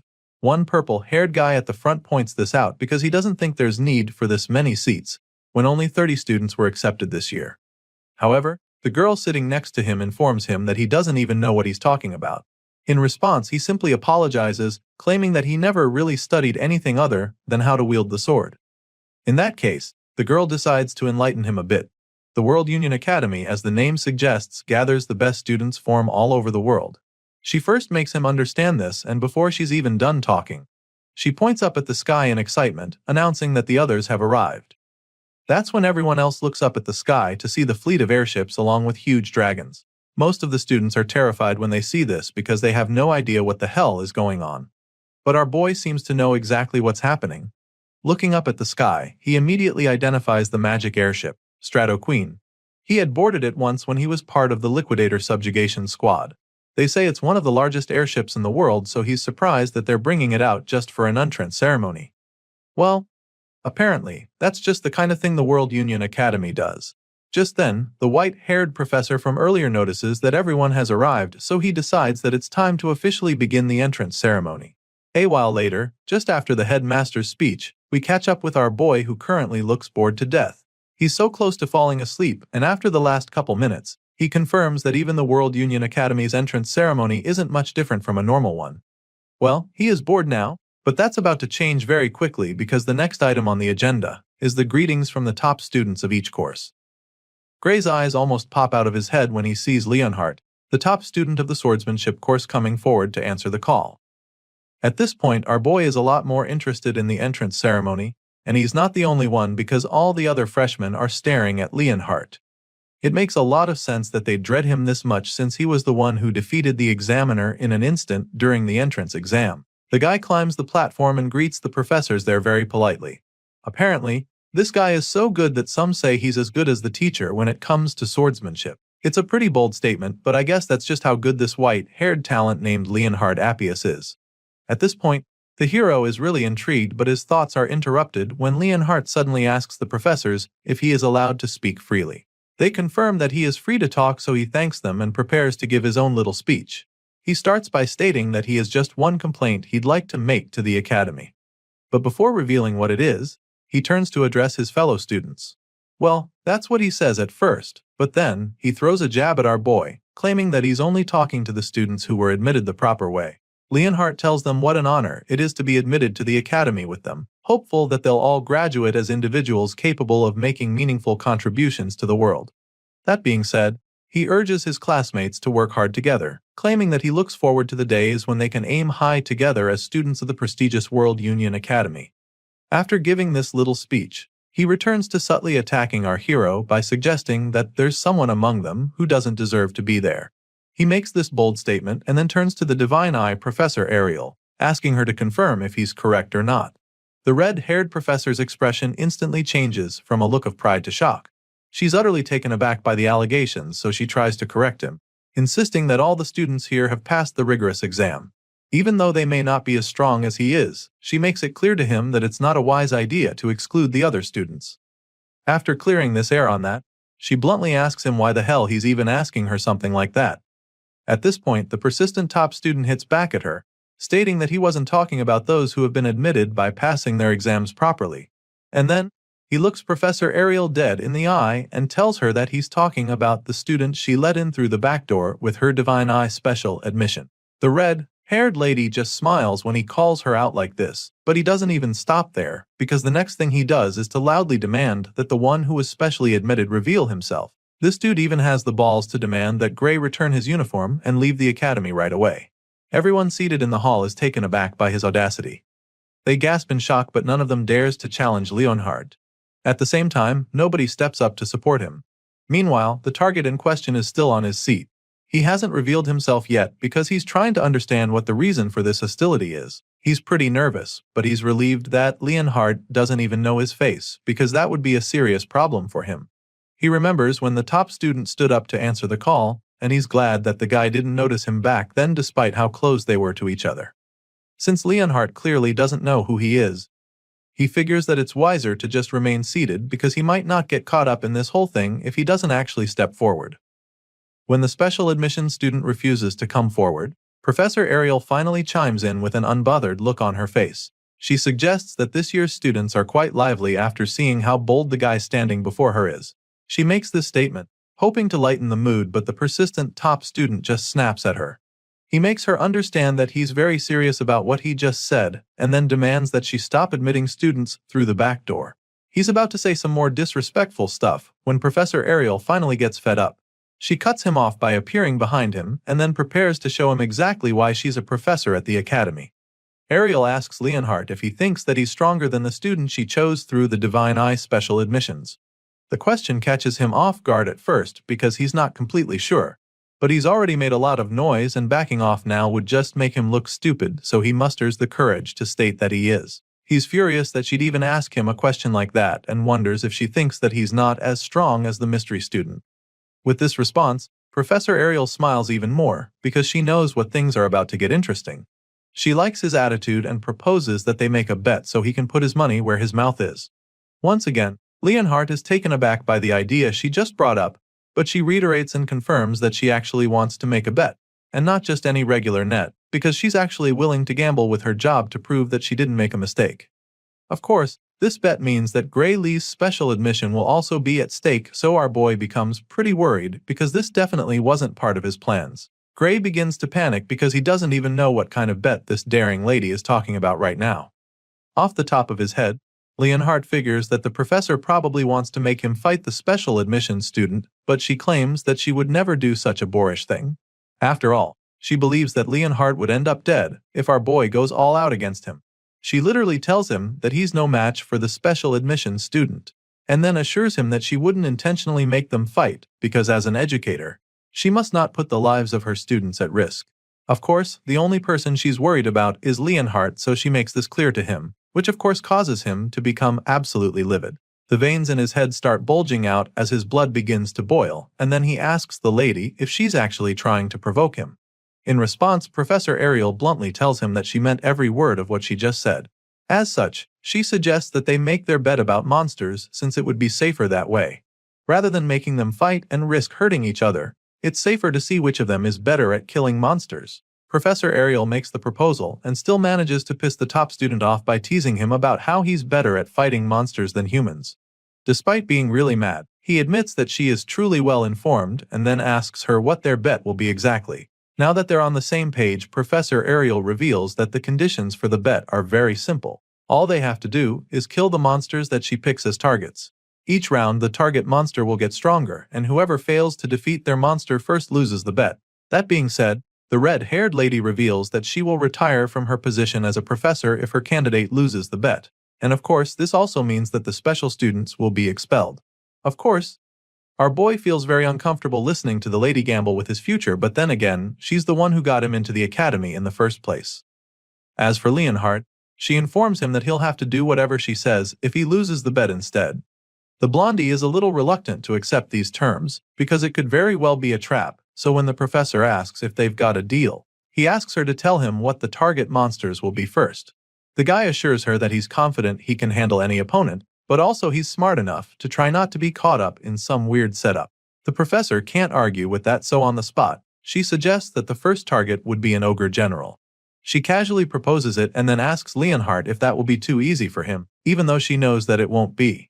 Meanwhile, all the students around gasp in shock when they hear this because they also know how dangerous an ogre general is. At the same time, our boy starts to get a little suspicious because he doesn't get why she specifically chose that monster as the first target out of all the creatures she could have thought of. Apparently, the cocky top student also knows how formidable an ogre general is, so he immediately protests, feeling that it's unfair of her to choose it. After all, they only consider creatures that one can kill by themselves monsters, and as far as he knows, an ogre general can't be killed by one person. At this point, the professor assures him that she's not asking him to go kill the beast right away. She doesn't expect him to be strong enough for that, so she sets a time frame to be the entire year. In other words, she's giving him till the end of the year to kill a general ogre. However, Leonhardt insists that it's not a fair challenge. As far as he's concerned, if someone could single-handedly take down a disaster-level monster within just a year of training, then no one would even be suffering. That being said, he demands that she choose a more realistic target, but then all of a sudden, an idea hits him. Leonhardt suddenly accuses the professor of deliberately picking a monster that no one can defeat so that she can end the bet with no clear winner. And so, he makes it clear to her that he will not agree to that. Hearing this, the lady just scoffs, feeling sorry for him. And that's when she adds one final condition, stating that Leonhardt will be declared the winner of the bet if it ends as a draw for any reason. The top student is stunned when she says this because he sure as hell didn't expect that twist. With the terms on the table now, if our boy fails to defeat the ogre general, Professor Ariel will automatically be fired and all special admission students will be expelled. Now, she's confident that there's no way Leonhardt will refuse her offer. The blondie stares at her with a confused look laced all over his face. He calls her crazy for even proposing something that could very much end badly for her. To him, It's like the outcome of this bet has already been decided, so the red-haired lady takes it that he no longer has any objections. Well, before going ahead with the bet, he wants to confirm that the ogre general will not be weakened in any way, and she assures him that the monster will be at full capacity. Once that's out of the way, he conjures up a contract for Leonhard to sign if he doesn't have any problems with the details of the bet. The top student scans the page quickly and signs the paper to accept the deal. And then, the professor casually walks away like she's already won, so he asks her if she really thinks that her candidate can win. Well, I guess they'll all find out soon enough. As you can imagine, the rest of the professors are stunned by what they just witnessed. Some wonder what's gotten into Ariel, while others feel that she wants to use the bet as an excuse to retire. They think that this is most likely the case since everyone knows that she's well past her prime now. Meanwhile, our boy can't help but feel anxious now that the bet is official. He suddenly remembers when she set the time frame for the bet to be till the end of the year, which makes him realize that the whole contract was a done deal from the start. Apparently, the clever old lady had Leonhard wrapped round her finger from the beginning. There was no way she was going to let him refuse. A while later, we see that our boy is about to take his first class on the basics of magic. The professor taking the class knows that some of them might be surprised to be receiving lectures on the first day, so he makes them understand that not a single day can be wasted as students of the academy. That being said, the professor begins the class by starting with the most basic of basics, which is how to utilize magic. He makes them understand that an invisible energy called ether lies within their bodies, which they can manipulate through the magic circuits in their bodies. Hearing this, Gray is relieved to know that he'll be able to keep up with the magic classes for now. Thanks to his time at the boot camp, he's already familiar with the basic concepts. Sadly, his peace of mind quickly vanishes when he realizes that he somehow ended up in the same class as Leonhard. Now, all he can do is pray that the guy doesn't find out that he's a Divine Eyes special admission student. As the class goes on, our boy quickly gets distracted and the professor catches him instantly. He scolds Gray for being absent, minded only 5 minutes into the class, and this is pretty much where things are about to get tougher for our boy. Gray is shocked that the man could notice him being distracted with a single glance because he's seated so far back. Either way, he apologizes, hoping to move past this quickly and not draw any more attention to himself, but the professor has other plans for him. The man is so pissed that he calls Gray to come down and demonstrate the basics of magic to the class since he's so confident. Desperate to get out of this, he reminds the man that they're in the swordsmanship course and don't really need to be able to use magic. Regardless, the man insists that those with the sword still need to know the basics of magic to coordinate with a mage. The way the man is talking right now reminds him of his time at the boot camp, so he suddenly starts to wonder if they're going to practice the same spell as back then. So, he asks the man if the spell he has in mind is the ether bullet, and this intrigues the professor because he didn't think the freshman would know about that. Thankfully, our boy can also use this spell, so he confidently reveals this when the man asks. His time at the hellish boot camp wasn't a waste after all. Sadly, the professor suddenly gets the bright idea to demonstrate the spell to the class using a match. And guess who he matches up against our boy? That's right, Leonhard, the last person Gray was praying to cross paths with. The top student has no idea who our boy is right now, so he underestimates him a lot and suggests that it would be unfair to fight him since he's been trained in swordsmanship and magic before even starting school. However, the professor insists that there's no risk of anyone dying since they're only going to be using the ether bullet spell. Clearly, there's no getting out of this one, but at least Leon doesn't know that he is Ariel's special student. Well, not for long, because out of the blue, the old geezer decides to announce that Gray is the Divine Eyes Special Admission Student of the Year. As you can imagine, everyone in the class is stunned by the news, except Leon, who's just boiling with rage. What's worse is that the teacher didn't just spill all of this by accident. The cruel man knew how Leon would react, so he spilled the tea since he already doesn't like Gray. Now that the top student knows who his opponent is, he decides to take the match a lot more seriously, under the guise of wanting to properly show our boy the ropes. With a murderous glint in his eyes, he calls Gray to come right down to the front of the class for their matchup. At this point, our boy just laughs nervously, because his cover has been completely blown. Soon, the two young men are standing across from each other while the professor gives them instructions. At the moment, our boy is pretty worried because he's almost certain that he won't come out of this unscathed, especially when he only spent a few days learning magic at the boot camp. The match begins shortly and of course, Leon is the first to attack, determined to show the difference in their strength. He launches a decent ether bullet at Gray in a flash, and our boy is forced to do the same, but he's immediately blown away by the massive attack he unleashes. The two boys are astounded by the huge ether bullet that Gray shoots out with ease. Compared to our boy's blast, Leon's strike looks like a punt pebble, so the top student immediately loses all his confidence, screaming in horror as the magic ball of death speeds toward him. Luckily, the professor intervenes just in the nick of time and uses his own magic to stop Gray's ether bullet, saving Leon's life in the process. The man sighs in relief as he watches his shield stop the attack, but then all of a sudden, Gray's ether bullet shatters the barrier and causes a huge explosion in the classroom. The blast sends Leon flying, so the professor rushes to check on him even before the dust clears. The top student is literally shaking like a leaf right now, but he assures the teacher that he's fine. Thankfully, he's not hurt, but now, our boy might be in some trouble. If the barrier hadn't dampened the impact, Gray's ether bullet could have killed Leon, which is actually a big deal. Apparently, even among the professors at the academy, no one can cast an ether bullet that strong, so now, the man is very curious about this young man named Gray. He calls out to the hero, sternly asking him what the hell he just did, but right now, our boy is still trying to figure out the same thing. Thinking back to the exchange, he can't believe that they even used the same spell because Leon's ether bullet was so feeble compared to his. It makes him wonder if the ether bullet taught to those in the subjugation squad is different from what they teach at the academy. With this in mind, he curiously asks the professor if he accidentally used the wrong spell by any chance, but the man assures him that it was definitely an ether bullet. However, he makes Gray understand that the quality of his own was very different and informs him that it was by no means normal ether, but actually super, compressed ether. As you can imagine, our boy hasn't ever heard of that before, so he expresses his confusion. The man confesses that it's a power that even the professors have trouble producing. So it's mind-boggling that Gray managed to produce and reform it into a spell in a split moment. The professor goes ahead to state that there isn't a single person in the academy who can replicate what Gray just did. Just like the professor, the students are still blown away by the power they just witnessed. Whispers fill the hall as they all talk about how incredible the whole thing is. Some even feel that Gray should have been enrolled in the magic course from the start instead of specially admitting him. Despite everything the professor just explained, our boy can't help but feel that something is wrong somewhere. All the spells learned by the subjugation squad at the boot camp look just like what he unleashed a few moments ago. From what he can remember, he was even one of the ones lacking an aptitude for it, so to him, this is like the basics. And it makes him wonder if the professor is pulling his leg because he feels that anyone should be able to pull off something like that with proper practice.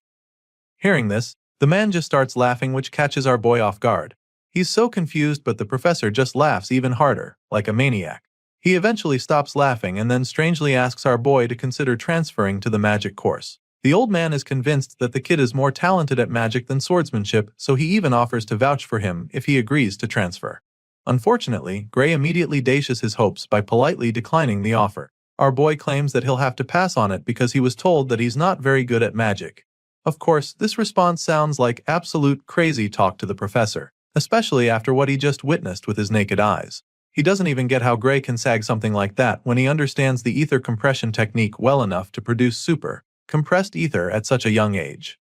As far as he's concerned, the boy is an unparalleled prodigy, even by the academy standards. In his mind, whoever said that Gray isn't good at magic is a fool because the person clearly had no idea what they were talking about. And so, he once again asks our boy if he's sure that he doesn't want to transfer to the magic course. Gray just remains silent at this point while the other students talk about how amazing it is to see a professor who rarely compliments students to be showering someone with this much praise. When the hero fails to give him an answer, the man bluntly informs him that it would be a big loss for the world if he doesn't study magic. The man is so invested that he would even call Gray's refusal a crime against magic. For some reason, our boy laughs upon hearing this despite the deathly serious look on the professor's face. Just then, he suddenly remembers hearing something about the ether compression technique during his time at the boot camp. You see, back then, they were taught by the greatest mage to ever live in their world. On that faithful day, she told them about something called OD. It's also known as life force, but nobody knew it existed before, and as a result, it was very difficult to cast proper magic. She told them how people had to continuously compress ether within their bodies and then gather it. And even then, they could only use it when the bits happened to mix with OD by chance. This memory plays back in Gray's mind, so he immediately asks his current professor if he knows about OD. The man is instantly stumped by the question because he has no idea what that is. Seeing the professor's reaction, our boy confirms that he's currently in a world where the people are yet to learn of the existence of OD. Apparently, he was sent far back to a time when people don't know how to cast proper magic. With this in mind, he's now certain that what he learned in the subjugation squad was knowledge from the future. As you can imagine, This is a really big deal, because it could change the way the whole world uses magic, and Gray knows this as well, so he also knows that he has to be careful who he tells about it. His thoughts are interrupted when the professor asks him again if Hest finally going to transfer to the magic course. Despite the huge discovery he just made, our boy refuses for the third time in a row, claiming that he just loves swords too much. He thanks the man for his offer but passes on it, and at this point, the professor finally gives up on trying to change his mind. However, he is hopeful that Gray will reconsider his decision, so he tells the special student to come find him if he ever has a rethink, stating that any time at all is fine for that visit. Once again, the hero thanks the man for his kind offer, and the professor finally allows him to return to his seat. He's so impressed by the talent in front of him that he promises not to bother Gray anymore if he looks away during class. The man is literally a fan at this point, because he claims that he doesn't even mind if the boy gets bored and decides to leave the class. As far as he's concerned, this class is just way too basic for Gray Lee. The hero quietly makes his way back to his seat while all the other students stare at him in awe. They can't believe that the notorious Professor Carlos is the same person kissing Gray's ass right now. Well, it turns out that the professor isn't the only one sucking up to the hero, because from the looks of things, Leonhard is practically in love with Gray right now, because the guy is literally calling him Lord now.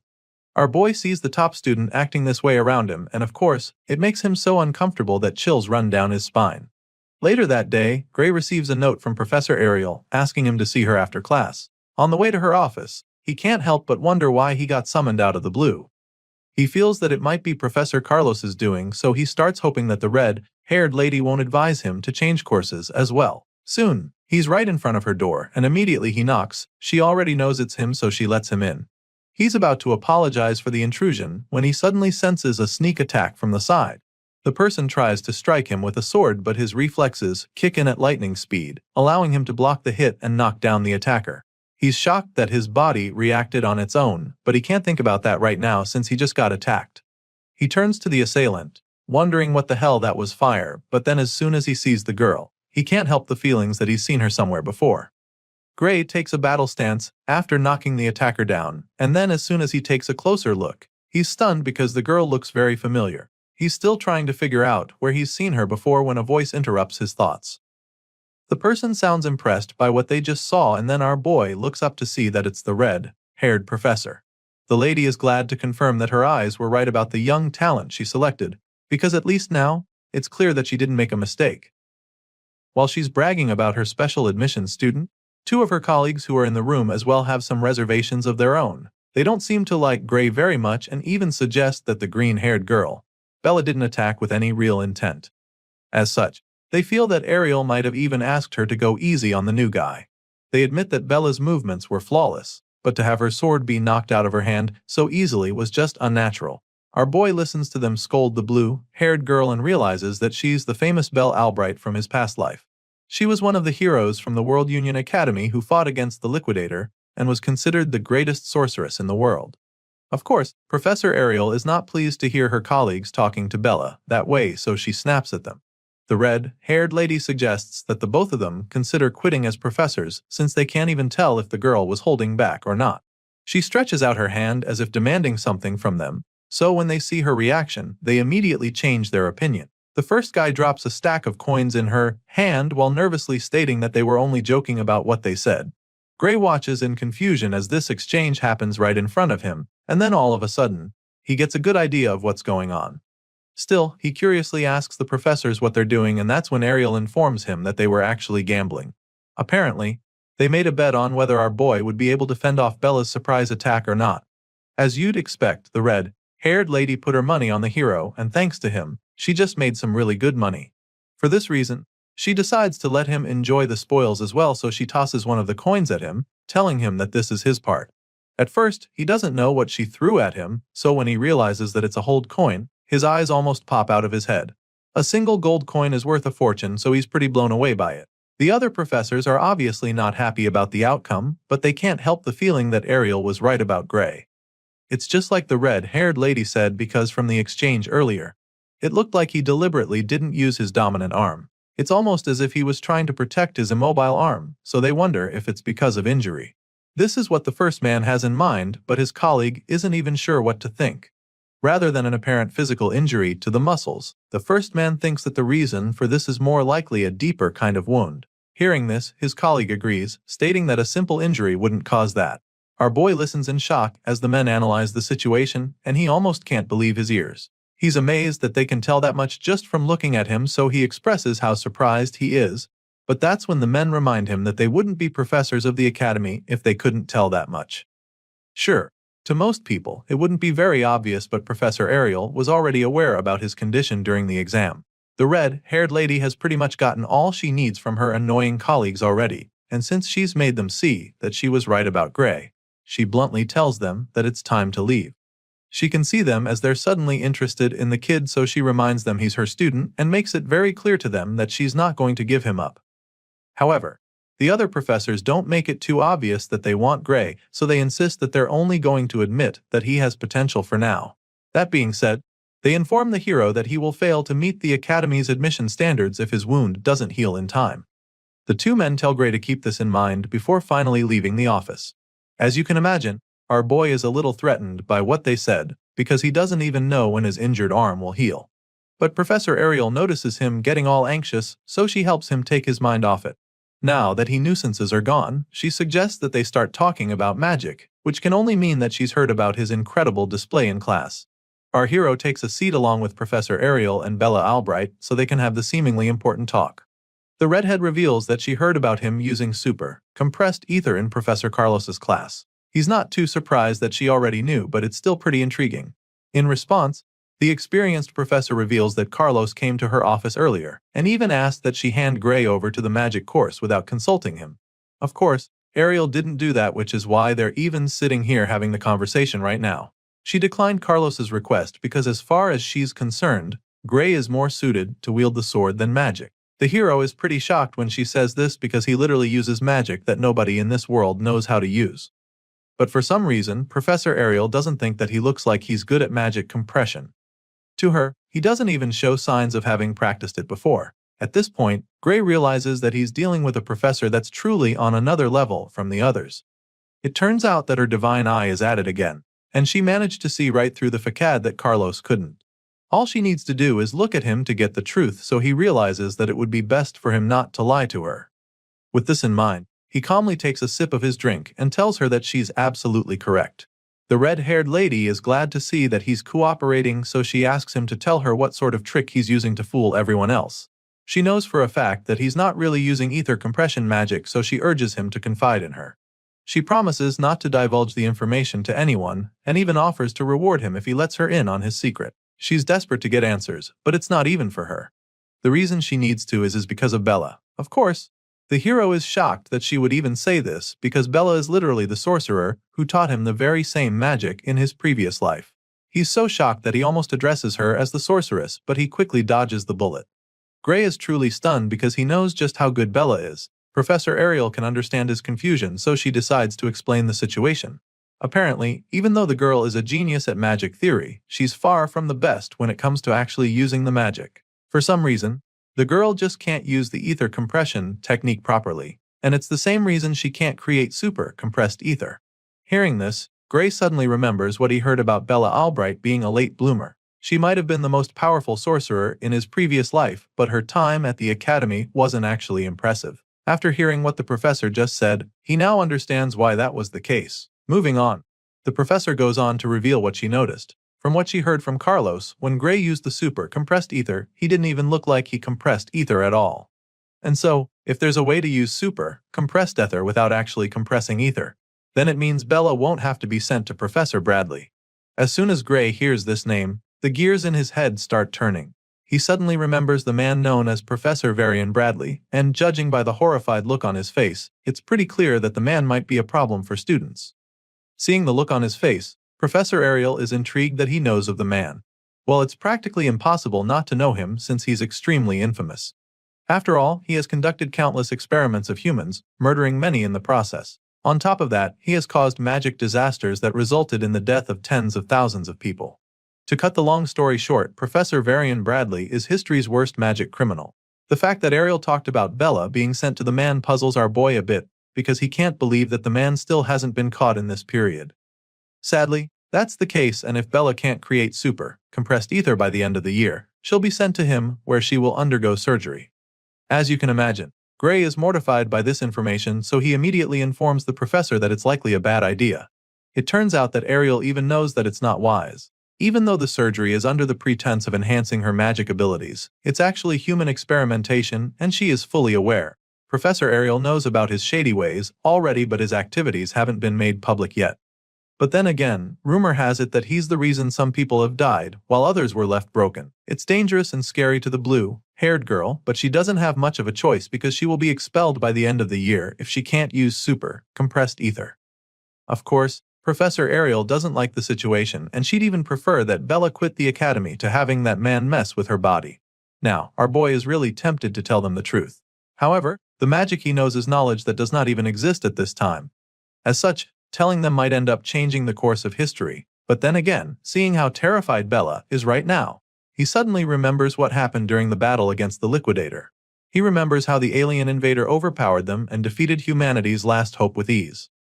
With this in mind, he immediately decides to help the blue-haired girl, because as far as he's concerned, that hellhole people call the future is much better off changed. Gray makes up his mind and promises to teach her how to use super, compressed ether. The scene shifts, and the next thing we see is that our boy is already training Bella in the arena. He quickly concludes his lecture with her, admitting that he just gave her all the knowledge he has about magic. Just as they agreed, he reminds them not to tell anyone that he taught her this. Of course, Ariel intends to honor her word, so she even creates a signed magic contract, which states that they would literally die if they break the deal. Now that they've gotten that out of the way, he asks them what they think about what he just taught Bella. In response, the red-haired professor reveals that just learning about OD alone blew her mind. However, the knowledge of magic he revealed is beyond that. As for Bella, she thinks that it's brief yet well organized. His lecture was pretty good for her, to the point that she felt like she was listening to a magic class from hundreds of years into the future. In other words, just hearing Gray's explanation has definitely advanced the history of magic by 100 years. Of course, our boy doesn't tell her that he just remixed the lecture she gave him 10 years from now. The red-haired lady admits that she couldn't even judge properly, so she's not even sure what Gray said is true. In response, Bella suggests that there's a good chance the theory is correct. After all, nothing he said contradicts the current theory of magic. But then again, the quickest way to find out is to test it. So, she writes down a spell and shows it to him, feeling that it should work if everything he said is true. She proceeds to demonstrate what she believes is her full strength according to that theory. But this leaves our boy pretty anxious, because the last time he checked, Bella's full strength is said to be capable of burning down an entire city. Moreover, she was said to be unable to properly control her powerful magic output. The timid young girl lifts her staff to cast the spell using Gray's teachings, and before anyone can even process what's going on, a mind-blowing blast follows. Our boy tries to stop her from using her power, but she unleashes the terrifying blast of flames in the blink of an eye. They all take cover to protect themselves from the explosion, but then Gray looks up and discovers something really strange. He looks up at the overwhelming power and sees the flames suddenly flowing back to her staff. At this point, our boy realizes that she just saved his life, because if she hadn't taken control of the power run that split second, then he'd probably have been toast. All the flames from the devastating inferno go right back to her staff, and the blue-haired girl instantly expresses her excitement. She's so proud of herself for successfully controlling her power, and once she's feeling pretty confident, she uses the flames to conjure a massive dragon. For the first time since entering the academy, Bella Albright can finally enjoy using magic, but the final is short-lived because she suddenly runs out of ether. She starts feeling really dizzy and collapses instantly. Bella falls face flat on the floor, so Gray rushes to check on her. He calls out to her, trying to wake her up, but Professor Ariel tells him to just let her rest, explaining that she fell asleep because she ran out of ether. Hearing this, our boy is a lot more relaxed, so he just smiles at Bella, feeling pretty proud. Her spell is still active even after she passed out, so the professor takes some time to admire her magic. To her, it was a really marvelous sight, and she's really impressed that Bella managed to put together magic on that scale in such a short amount of time. But just then, the half-conscious girl mumbles something about how Gray's theory is what's truly amazing. If only she knew it was her own theory. Now that she can easily create super compressed ether, she no longer needs the surgery, so Ariel can't wait to tell Bradley that they won't be needing his services anymore. The red-haired professor is glad that Bella no longer needs the surgery, but she's even more grateful that the girl didn't lose her magic control. When she says this, our boy is pretty intrigued, so he asks the lady what she's talking about. At this point, Ariel explains that Bradley's surgery comes at the expense of control even though it increases one's magical output. Even though the details of how it works are a secret, Ariel knows for sure that the surgery forcibly breaks one's limiter. This information is quite new to our boy, but it also makes a lot of sense because in his previous life, he remembers that Bella couldn't control her magic. Well, thanks to Gray, Bella doesn't have to go through that anymore since she can now create super, compressed ether. Since he's done his part, Ariel states that she will now fulfill her own part of the contact. First of all, she would like to help fix his arm and she has a special type of magic she wants to use on it. Of course, our boy is stunned to hear this, but he doesn't refuse, so he lets her do her thing. The professor releases a surge of magic into his right hand and the magic fills the air, leaving our boy speechless. He watches in awe as she attempts to heal his hand, and by the time she's done, she asks him how he feels. The moment of truth arrives as Gray tries to move his fingers. Sure enough, he's able to control his hand, so he's truly astounded. He thanks the professor for what she just did, revealing that a magical healing potion could cure him. To this, the lady just scoffs and then tells him to never compare her nerve-restoring magic to his average magic potions. She trusts her skills, but she's also curious to know if his hand moves the way it did before, so she tells him to try swinging a sword. Our boy is more than happy to try this out because it's been ages since he held a sword with his dominant arm. He takes the first swing and is a little surprised by the outcome, so he tries a couple more slashes and he remains speechless. At this point, he informs the professor that his hand doesn't move as well as it used to. He explains this to Ariel, but she's not even surprised. She actually suspected that she might have repaired his nerves, but she also knows that her magic cannot heal the wounds in his soul. Gray is a little taken aback when she starts talking about his soul, so she assures him that he heard right. Today's magic knowledge hasn't proven the existence of one's soul yet, but she believes that it does. After all, she can see it with her divine eye. And even now, from what she can see, Gray's soul is slowly healing. She assures him that it will heal naturally as long as he doesn't overexert himself. He's not sure how to achieve this, so he asks the professor if this means that he should refrain from practicing with swords. Thankfully, that's not the case. Ariel assures him that it's fine for him to exercise as he normally would, but at the moment, she's even more concerned in finding out what kind of swordsmanship could harm one's soul this much. Hearing this, the hero just laughs nervously, hoping that she doesn't start asking too many questions. Apparently, Ariel is aware of someone who uses a swordsmanship that uses one's soul to move the sword, but Gray doesn't know who she's talking about, so she reveals that it's Amy White. She figures that our boy might know Amy, but he's just stunned because he doesn't get why she's talking about the Sword Saint. In the present timeline, he shouldn't even know Amy. The professor notices the confusion on his face, so she realizes that she might be wrong. Her guess was wrong, but in her defense, the way Gray wields the sword gave her the impression that he learned it from Amy. But on second thought, she admits that he is slightly different. As such, she figures that the person he trained under might be a bit more skilled than Amy. However, she's confident that the girl will be just as skilled as Gray's master in a few years. After listening to the professor's multiple theories, our boy is just blown away that she managed to think that far in such a short time. Either way, he finally reveals that he learned swordsmanship at a dojo in his hometown. Still, he knows that he needs to change the topic now because if he lets the conversation continue, he might end up spilling everything. With this in mind, he asks her if it's even possible for someone's soul to be damaged because of swordsmanship. In response, the professor explains that ordinary swordsmanship cannot do this. To begin with, she doesn't believe that something ordinary can defeat an ogre general with just one slash, not to mention cutting down surrounding ogres.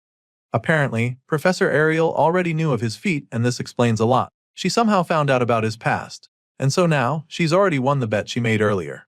She reveals that she was shown some of the remains left at the scene. She found the sight magnificent because even the most sophisticated cleaving magic couldn't have done that. That being said, Professor Ariel reveals that she knows about the mysterious power within him, and then asks him if he used it. The jig is up at this point, but he's curious as to whether she can see the power with her eye, and she confirms this, revealing that she can even see the power leaking through the chain door. The response sends chills down Gray's spine as the memory of that ominous door flashes across his mind. It's not something someone can just guess, so now, he's certain that the red-haired lady can actually see it. It's not a new thing for her though, because she's seen power like this before, but it's not exactly the same despite having a similar vibe. Our boy is taken aback by this because he didn't think there were people with similar power to him. At this point, Professor Ariel reveals that they do exist, but she also admits that she's not sure they are human, from what she's heard. The one she's talking about is the Liquidator, and the moment she reveals this, The hero's eyes widen in horror because he has no idea why that name is being mentioned in this time period. Seeing that he knows that futuristic kind of magic theory, it's not so surprising though.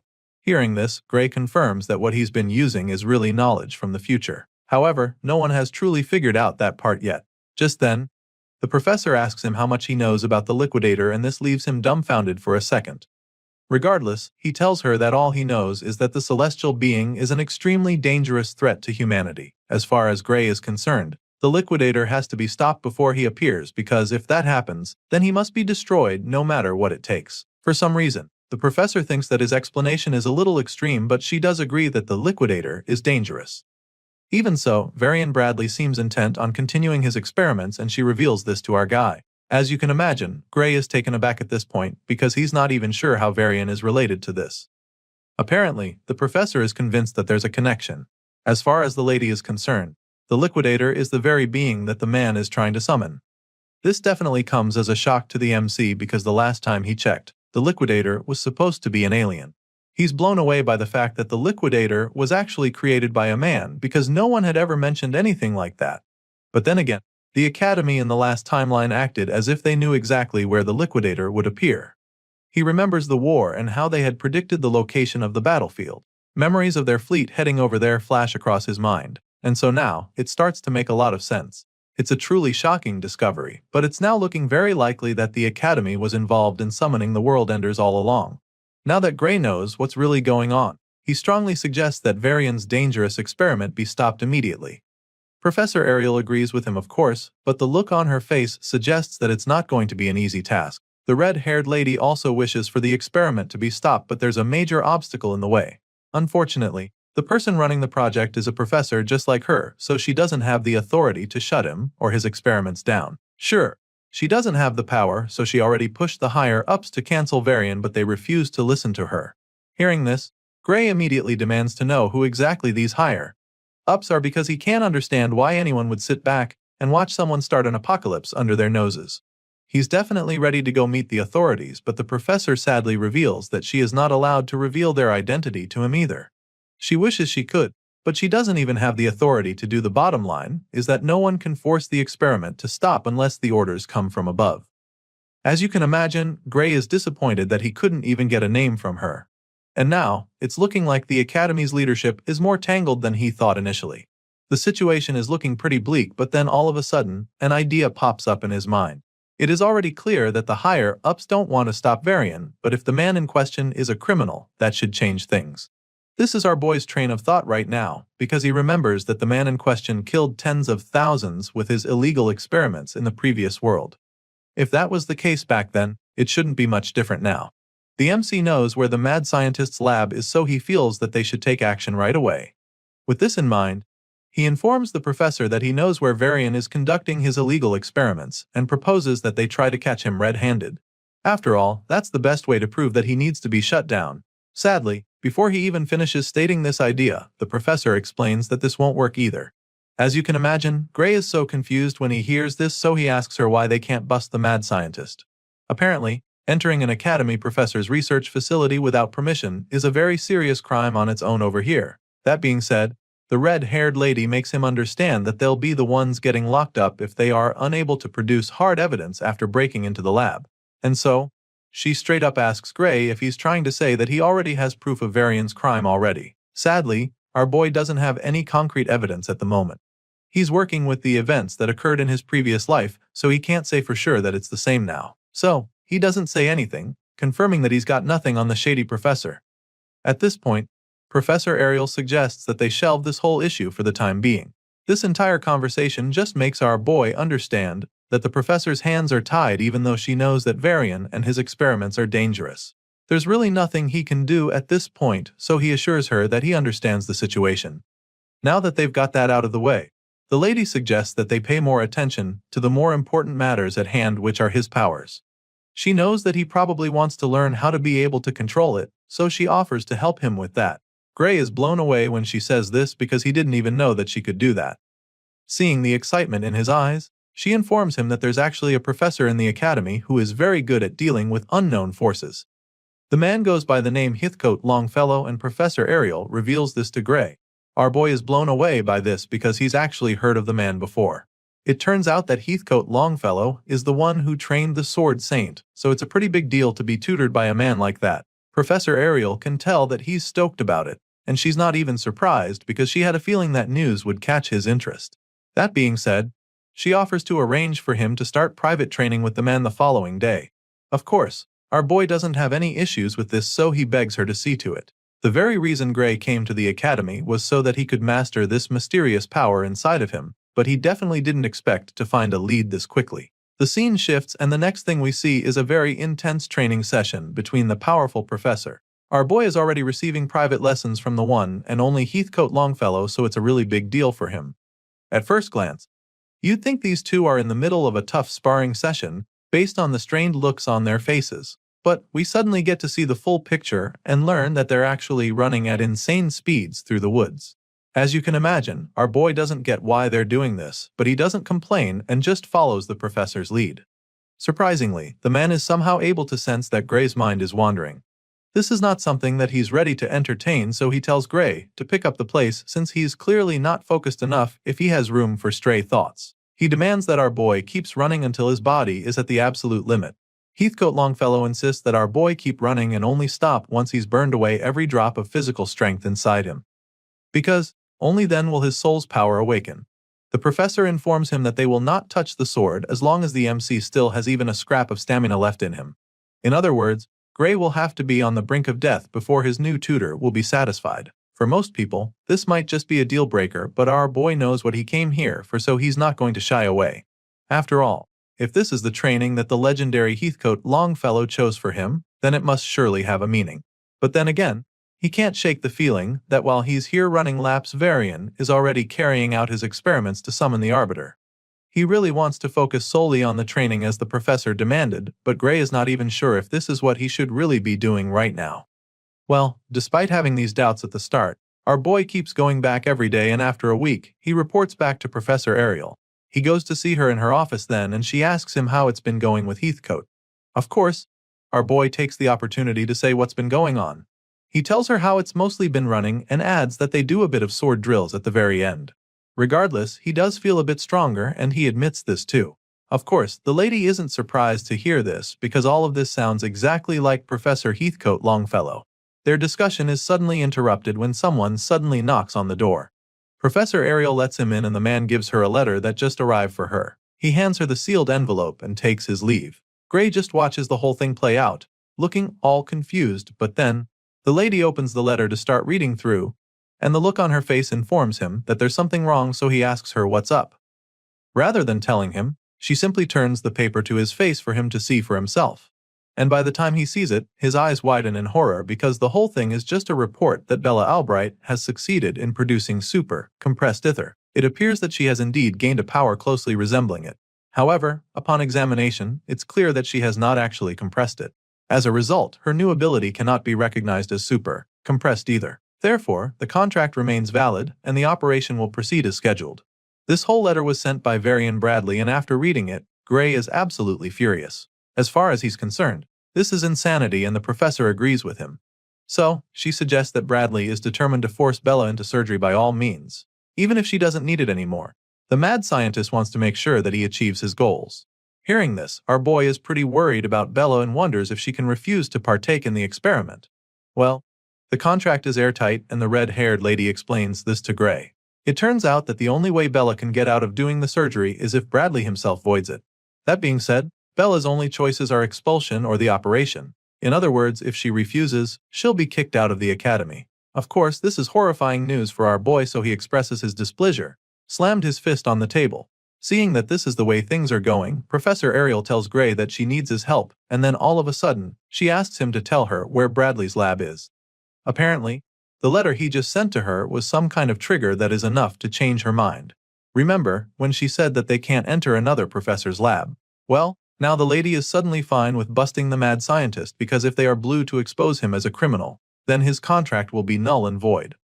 As soon as Gray hears this, the worried look on his face is suddenly replaced with a smirk. Sure, he's excited about this, but he's also curious as to why she suddenly changed her mind. After all, she was the same person who just said that it would be too dangerous to go after him without proof. Hearing this, she simply tells him that they're just going to have to find the evidence they need.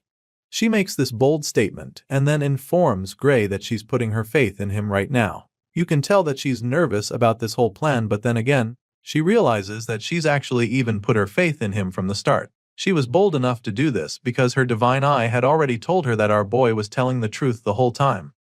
Apparently, she's known this for a while now, but it just took her this long to get herself to finally admit it.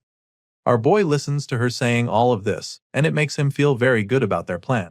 Professor Ariel confesses this to him, and then finally asks him to show her the way. It's clear that he knows the things that can help them, so she urges him to share in order to bring Bradley's crime to light together. And judging by the look on our boy's face, it's pretty clear that he's all in. Now that they're definitely on the same page, our boy finally reveals that the evil professor's laboratory is located in the mountains near the village of Torul. As you can imagine, the red-haired lady is already familiar with this place. It's not the first time she's hearing about it, and she definitely remembers Bradley Varian having a laboratory there that was authorized by the Academy. She confirms this, which leaves Gray pretty surprised, because why would anyone do illegal experiments in an authorized lab?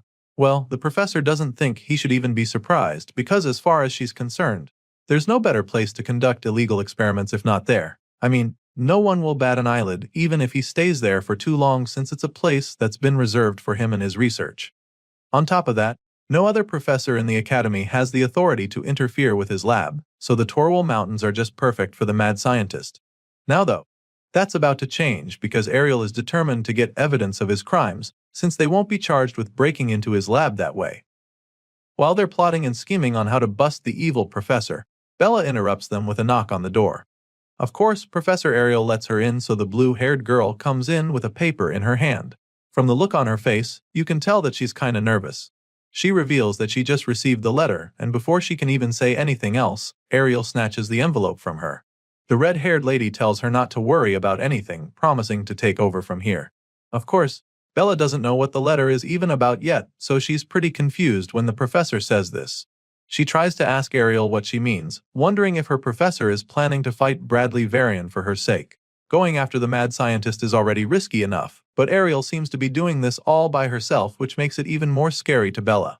Ariel senses how worried her blue-haired student is right now, and she just finds it amusing. She simply scoffs in response before informing the worried girl that she alone is more than enough to handle the task. As you can imagine, this definitely gets Bella very anxious, especially since it's all happening because of her. She is pretty terrified now, and even our boy is starting to get concerned, so before the professor can leave the room, he calls out to her, begging her to wait before telling her that he's going with her. As soon as he says this, Bella doesn't even think twice before announcing that she will go too. The girl is determined to help out since all of this is happening because of her. It's her problem after all, so she insists on following them. As you'd expect, Professor Ariel is not comfortable with this sudden change of plans, so before the students can even say anything else, she stops them right in their tracks.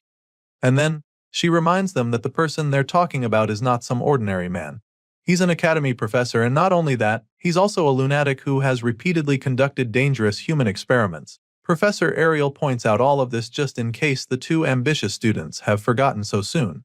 There's no telling what Bradley Varian will do to them if he catches them poking their noses in his business. He's just that dangerous and erratic, so the red-haired professor bluntly makes it clear to them that she cannot let the both of them go to such a place. Ariel makes these points to discourage them from following her to the Torul Mountains, but sadly, her efforts backfire. For some reason, rather than seeing reason with her, Gray feels that everything she said suggests that they come with her. Since even she knows what a monster Bradley Varian is, it just makes even more sense for her to take them along. Going alone is too dangerous even for her as far as Gray is concerned. In his mind, he should definitely be able to be of some help to her if he uses the same power he used to take down the ogre general. Besides, if Professor Ariel disappears, then our boy will get expelled automatically because he's a Divine Eye admission student. She's the very reason he's still in the academy, so if anything happens to her, then his chances of actually finishing to become a hero will be gone. Gray makes all of these valid points and then concludes by begging the professor to at least let them decide their fate. Her actions affect them tremendously, so he believes that they should also have a say in it. At this point, Gray and Bella go quiet and wait anxiously as the professor contemplates everything they just said. She's definitely not planning to be so rigid, so she quietly considers all our boy has said, and after a brief moment of silence, she gives in. I mean, with everything they just said, It seems like they'd just still come even if she told them not to. And so, there's really no point stopping them. That being said, the professor agrees to let them go with her, but under one condition. Hearing this, our boy eagerly waits to hear the terms, and then the lady tells them that they are to prioritize their own safety first no matter what happens. She reveals this non-negotiable condition to them and sternly asks them if they understand completely. Of course, they are pretty fine with the terms, so they loudly confirm that they understand. If that's what it will take for them to be involved on this important mission, they don't mind the terms. Sure enough, after that deal they made, Professor Ariel takes them along and the scene shifts. For a lab that's supposed to be a secret, the building is pretty massive. Anyway, the trio arrives after the moon comes up, and while they're hiding in the bushes, Bella keeps trying to wrap her head around the fact that the man is really doing his illegal experiments in this place. It's probably strange to her as well, but that's what it is. Professor Ariel confirms that this is really the place and reminds her of the objective. Now that they've arrived, the next course of action is to look for evidence of Varian's illegal experiments. Just to be 100% sure, she asks Gray to confirm everything she just said, and our boy assures her that they're on the same page. He definitely remembers this place from his past life, and he doesn't have a single doubt in his mind. Seeing how confident he is, Bella decides that she doesn't have any reason not to trust him. She's all for taking down the mad scientist, but she's still not sure that they can actually gather any evidence without getting in any trouble. That's her major concern now that they're here and she's seen the kind of place they're breaking into. Ariel can sense that the blue-haired girl is worried, so she attempts to calm her down. As far as she knows, Varian should be at the Magic Society's conference right now, so she's pretty convinced that he's not here at the moment. Still, the fact that the mad scientist isn't around doesn't necessarily mean that sneaking in will be a walk in the park or anything like that. She has a strong feeling that the entrance is rigged with all sorts of traps, so going in through the front is not really an option anymore. With that fact established, she concludes that they'll have to bust in through the side wall. Such a move has its own consequences as well, so Bella is pretty worried still. At this point, it's kinda obvious that Miss Blue Hair over here doesn't really have the stomach for a mission like this. She's been on edge since they arrived and worried about everything, so the professor reminds her that they came here to break into an academy-authorized lab. That in itself is already a crime, so whatever approach they take is still likely going to land them in trouble, especially if they're not able to find any concrete evidence. Either way, the professor tells her that she doesn't have to go if she doesn't want to. After all, she was the one who insisted on coming, so if she's no longer feeling up for it, she can always go back. Ariel is still very open to going on this mission by herself, so she wouldn't mind if they change their minds. She makes this very clear to Bella, but it just motivates the timid girl to stand strong. She claims that she's still going, but a part of her still doesn't get if all of this is worth it. As far as she knows, Professor Ariel is doing this for someone like her, so she doesn't think they should be going this far. However, Ariel simply informs her that that is where she's got it wrong, because stopping Varian's experiments is for the sake of the entire world. Right now, Bella doesn't understand the gravity of letting the mad scientist get his way, so Gray explains that countless people will die if they don't stop Varian. He says this but quickly corrects himself, claiming that the whole world will be sacrificed if they don't stop the evil professor. Of course, Bella doesn't understand what they're talking about, so she expresses her confusion. She was already worried before, but after hearing all this, she's probably gonna have a panic attack. The professor can foresee this already, and that's not what they need on this kind of mission right now, so she tells Bella that Gray is probably just exaggerating. Nevertheless, she agrees with what he said about how the mad scientist needs to be stopped at all cost. She knows that the girl might still be bothered, so she keeps telling Bella not to worry, assuring her that they're here for her and will literally put their lives on the line for her. Ariel says these words with a reassuring smile etched on her face, hoping to calm the timid student. Once they're able to get all the doubts and worries out of the way, the professor finally gives the signal for them to move out. The three of them blast off with blistering force toward the lab, determined to find the evidence they need to take down Varian. Ariel casts an insanely powerful spell mid-air and instantly unleashes a devastating blast that blows a hole in the side wall of the facility. So much for being stealthy. The blast is truly incredible as it leads to a mind-blowing explosion that almost sends them flying. The force from the blast is so much that Gray barely manages to avoid being thrown off his feet. Of course, he also didn't expect a blast of that magnitude, so he finds it amusing. Ariel just had to do something way over the top. Anyway, now that they've got an opening, they make their way to the freshly opened hole in the wall. It's a miracle the facility is still standing after taking such a devastating blast, but I guess that's a good thing. Lee takes the lead since he's the one who knows the way, but as soon as he steps into the lab, his eyes widen in horror. Our boy is instantly met with a very shocking surprise. Remember, this lab was supposed to be filled with enough evidence to enable them shut down Varian's illegal experiments.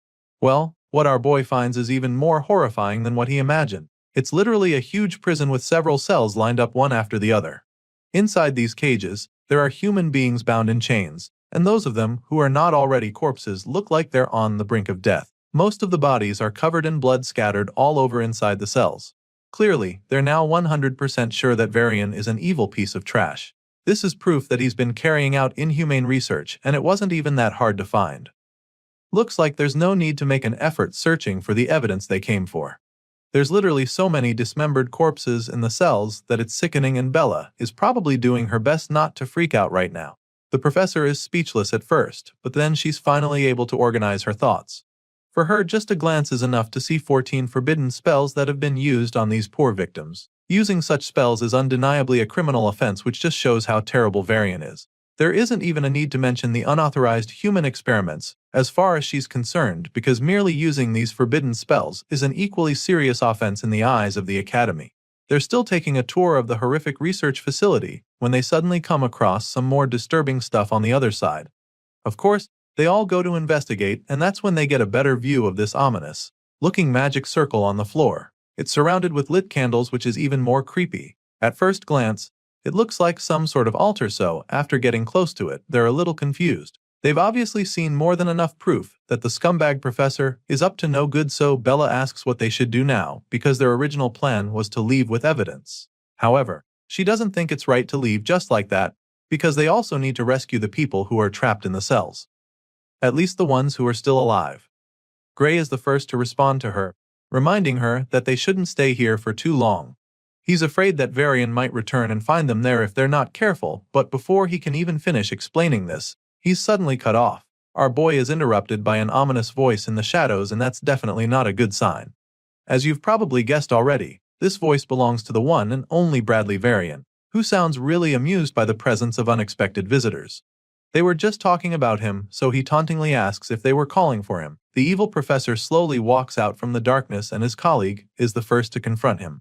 With a confident smirk on her face, Ariel asks him what happened to his conference. After all, that's where he's supposed to be right now. She calls his name, and that's when we finally get to see the face of this notoriously dangerous man. After Varian reveals himself, our boy is taken aback because the man actually isn't supposed to be here. He doesn't understand what went wrong, but he braces himself for anything that might happen. The evil scientist finally responds to Ariel, revealing that he arranged for a double to attend the conference in his stead. Apparently, he has an important experiment to do here, so he couldn't leave. The Twisted Man explains this, which leaves Ariel a little puzzled because she doesn't know what he's talking about. He confirms that the experiment is way too important, stating that he even managed to get some fresh materials for it. By fresh materials, this madman is actually referring to the human corpses he's hung in one of the rooms. He claims that he wanted to use them while they're still fresh, but now that he's got visitors, he's changed his plans. Varian says this with a truly terrifying look on his face that sends chills down their spines. He doesn't mind changing his plans though, since he wanted materials with more potential for magic than an average person anyway. Clearly, he's basically telling them that they're his next victims, and they definitely understand. Varian admits that he doesn't know how they caught wind of his experiments since it's a secret, and he's also pretty sure that they didn't tell anyone they were coming here. That being said, he concludes that no one would suspect a thing if the three of them suddenly went missing, making it very clear to them that he's ready for them. But Varian is more than happy to put them to use as best as possible. The guy is still talking trash when he looks up to see the massive ball of flames headed right for his face. He's shocked by this, but despite seeing the fireball, he can't do anything before it hits him. A huge explosion follows as soon as the flames reach him, and as the fire rages on, that's when we see who unleashed the blast. Professor Ariel looks to her side in shock to discover that Bella with her staff still smoking. Apparently, the blue-haired girl was done listening to the twisted scientist. After a brutal blast like that, you'd think that Varian won't even be able to get back on his feet, but that's not the case. Bella and Ariel watch anxiously as Varian emerges from the flames without a scratch. The mad scientist admits that Bella's powerful blast was really magnificent. He's truly impressed with the girl and commends Professor Ariel, because her divine eye clearly hasn't lost its edge for her to have picked such a talent. He didn't think that a special admission like Bella would be such an exceptional talent, but he was clearly wrong about that. Seeing how amazing Bella's abilities are, Varian suddenly begins to consider looking closer at the other Divine Eye recruits as well. The man makes this cryptic threat with a sinister look on his face, and then proceeds to address the blue-haired girl who just hired a mini inferno at him. He claims that he's not impressed with what just happened, informing her that she's an academy student who just tried to assassinate a professor. Despite being terrified, Bella musters the courage to hit back at him, telling him that it is better to kill than be killed. Sadly, she missed her chance to do that now, and she knows it. It's pretty obvious that she might not get another, so before things get even more out of their control, Professor Ariel reveals that they're pulling back for now. After all, they have already gathered the evidence they came for, and she believes that the Academy will handle the rest once they report what they know. Varian also finds it amusing that she thinks he would just let them walk away, after all the trouble they've caused him already. Just to let them know who's in charge, Varian immediately charges up his spear with dark energy and unleashes a devastating blast on Bella. The blue-haired girl stands there looking horrified as the massive beam of death speeds toward her, and just when it looks like she's about to be obliterated, Professor Ariel creates a big shield to deflect Varian's attack. Her barrier dissipates the energy from the scientist's blast, deflecting it for a while.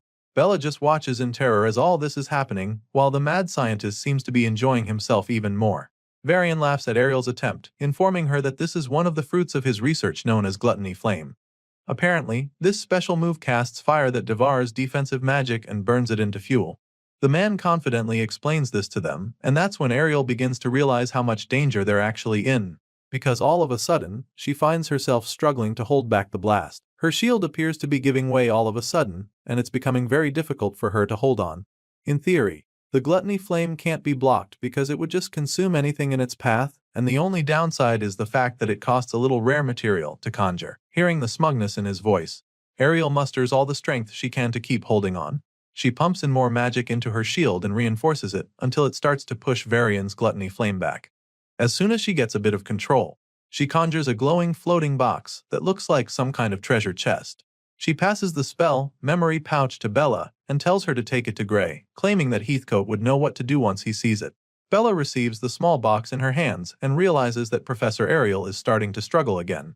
So, she uses her staff to create another protective dome around them, hoping to keep Varian's attack at bay, but as Ariel is not exactly in support of this, she asks Bella what the hell she thinks she's down and urges her to get out of the lab as fast as she can, but the blue-haired girl isn't exactly keen on leaving her behind. She informs her professor that her barrier is already breaking and offers to help out. She asks Ariel to let her handle this, but the red-haired professor doesn't have any intention of doing that. She reminds Bella of the deal they made before coming here. She made them promise to put their lives first if something goes wrong, so she wants the girl to keep that promise. Varian's magic is clearly unnatural, so she tries to make the girl understand that defense spells won't stop it.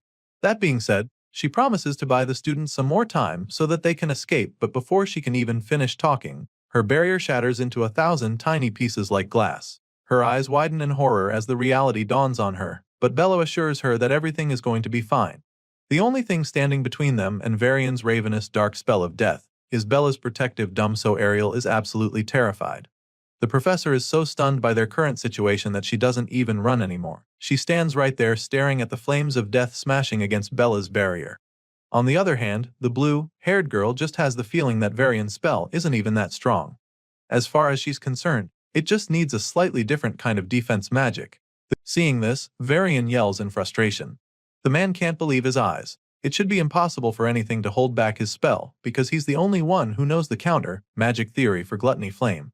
And so, the mad scientist begins to wonder how the hell she knows the formula to make his attacks useless. In response, the blue-haired girl simply reveals that she managed to crack his code so easily because someone recently taught her a new theory. Using that theory, using the spell to counter him, is just that easy.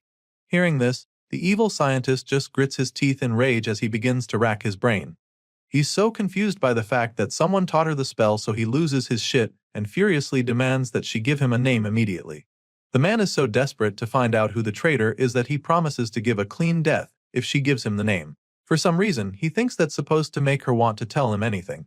Anyway, seeing that he's so curious to find out who taught her, she decides to piss him off even more by telling him that the person's identity is a secret. She doesn't give him a name, but she lets him know that the person who taught her is a student from the swordsmanship course. In that moment, She begins to recall when Gray revealed the theory to her and how confident she was that the formula would work even though it contradicts the current theory of magic.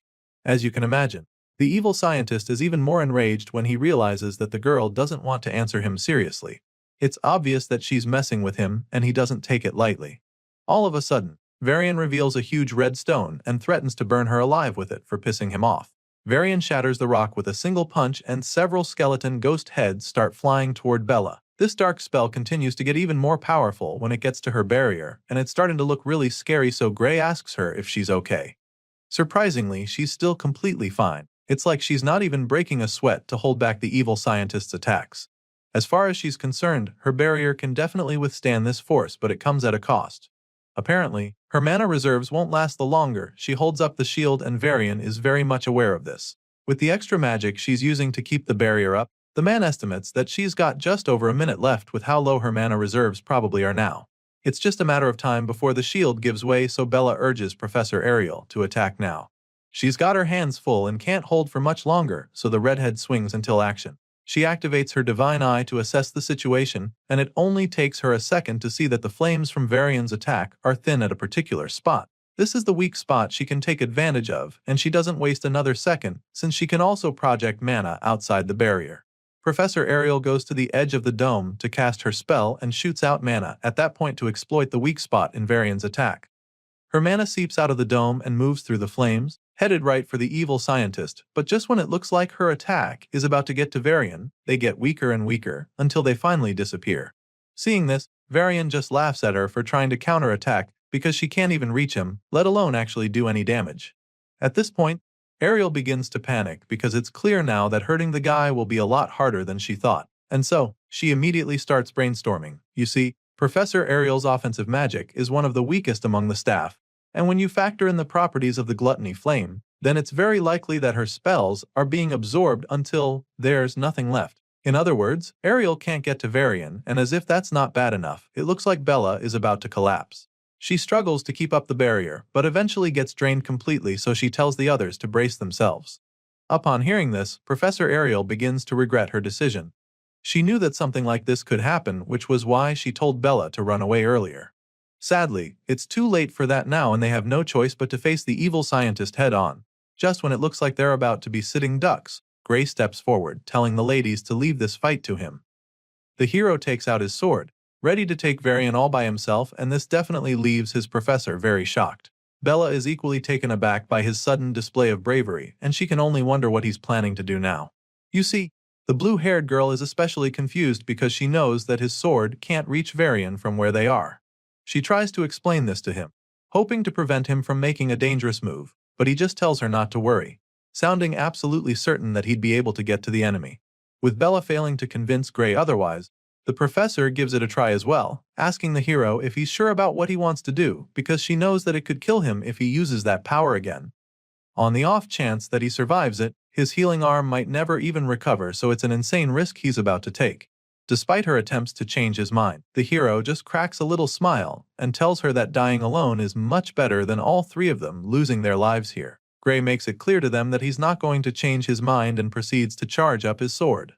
As soon as he does this, Varian sees the bright light off the blade from the other side, and before he can even realize what is going on, our boy gets to him. The hero reaches him in the blink of an eye, and Varian is shocked to see the young swordsman flying toward him with a sword.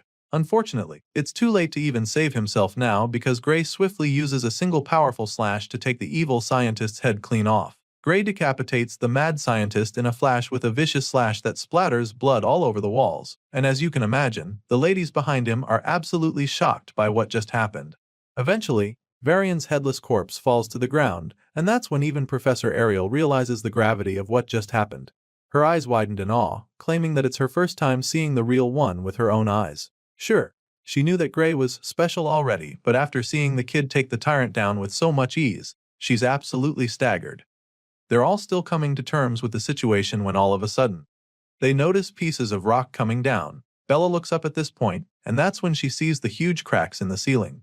The place appears to be coming down on them, but before things can get out of control, Professor Ariel uses her magic to stop the rocks from smashing them.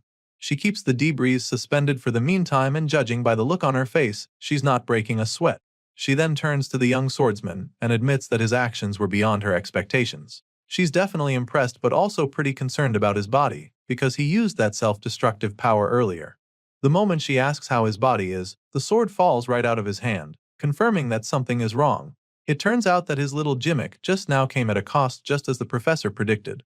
At the moment, Gray's dominant hand is starting to hurt quite a bit and somehow feels numb at the same time. On top of that, those dark tattoos are still all over his arm, which explains the problem he is having right now.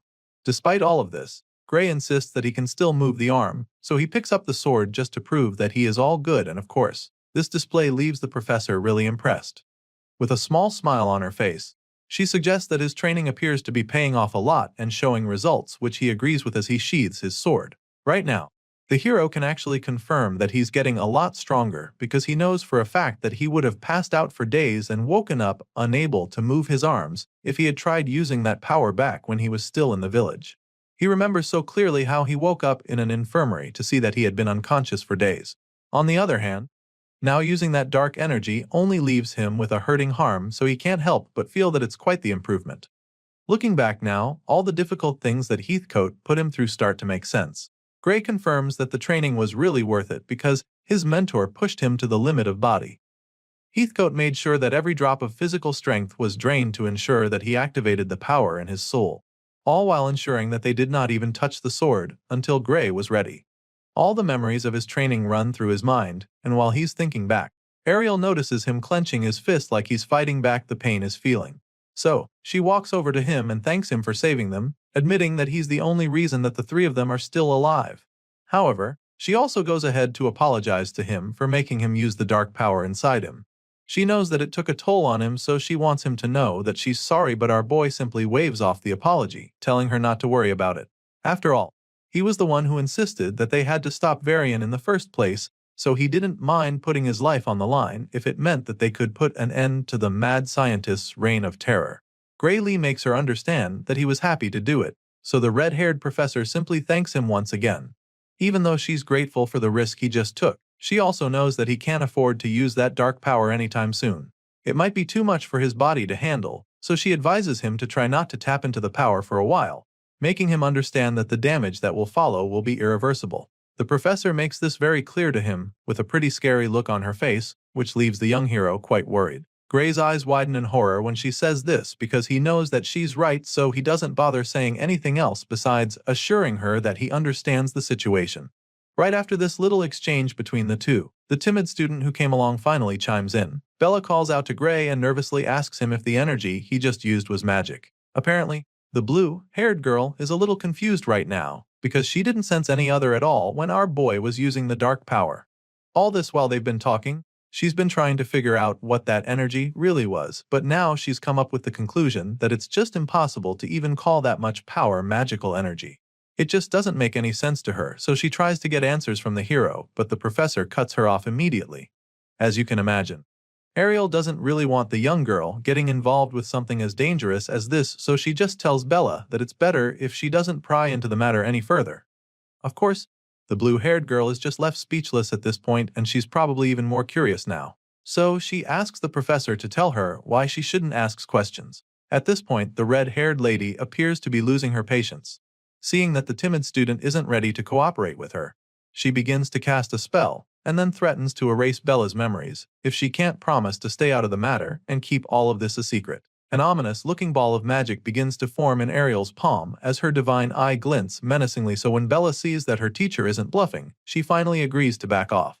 The girl is pretty terrified all of a sudden because she's on the verge of having her memories wiped, so she quickly suggests that they make a magic contract to keep her talking to anyone about what happened here. Seeing that the girl is finally on board, Professor Ariel cancels the spell and agrees to write a magic contract. The two ladies sign the contract, and once that's out of the way, Ariel starts to wonder what they should do next. She asks Gray what he thinks, and the hero doesn't even hesitate to suggest that they start by helping all of Varian's victims who might still be alive. Even though he's concerned about the experiments that the tyrant was working on, he believes that the first course of action should be getting these ones back to safety. Hearing this, the professor takes a look around and concludes that most of them look like they're just being out to sleep with magic. She confirms that they're not in any danger at the moment since Varian is gone.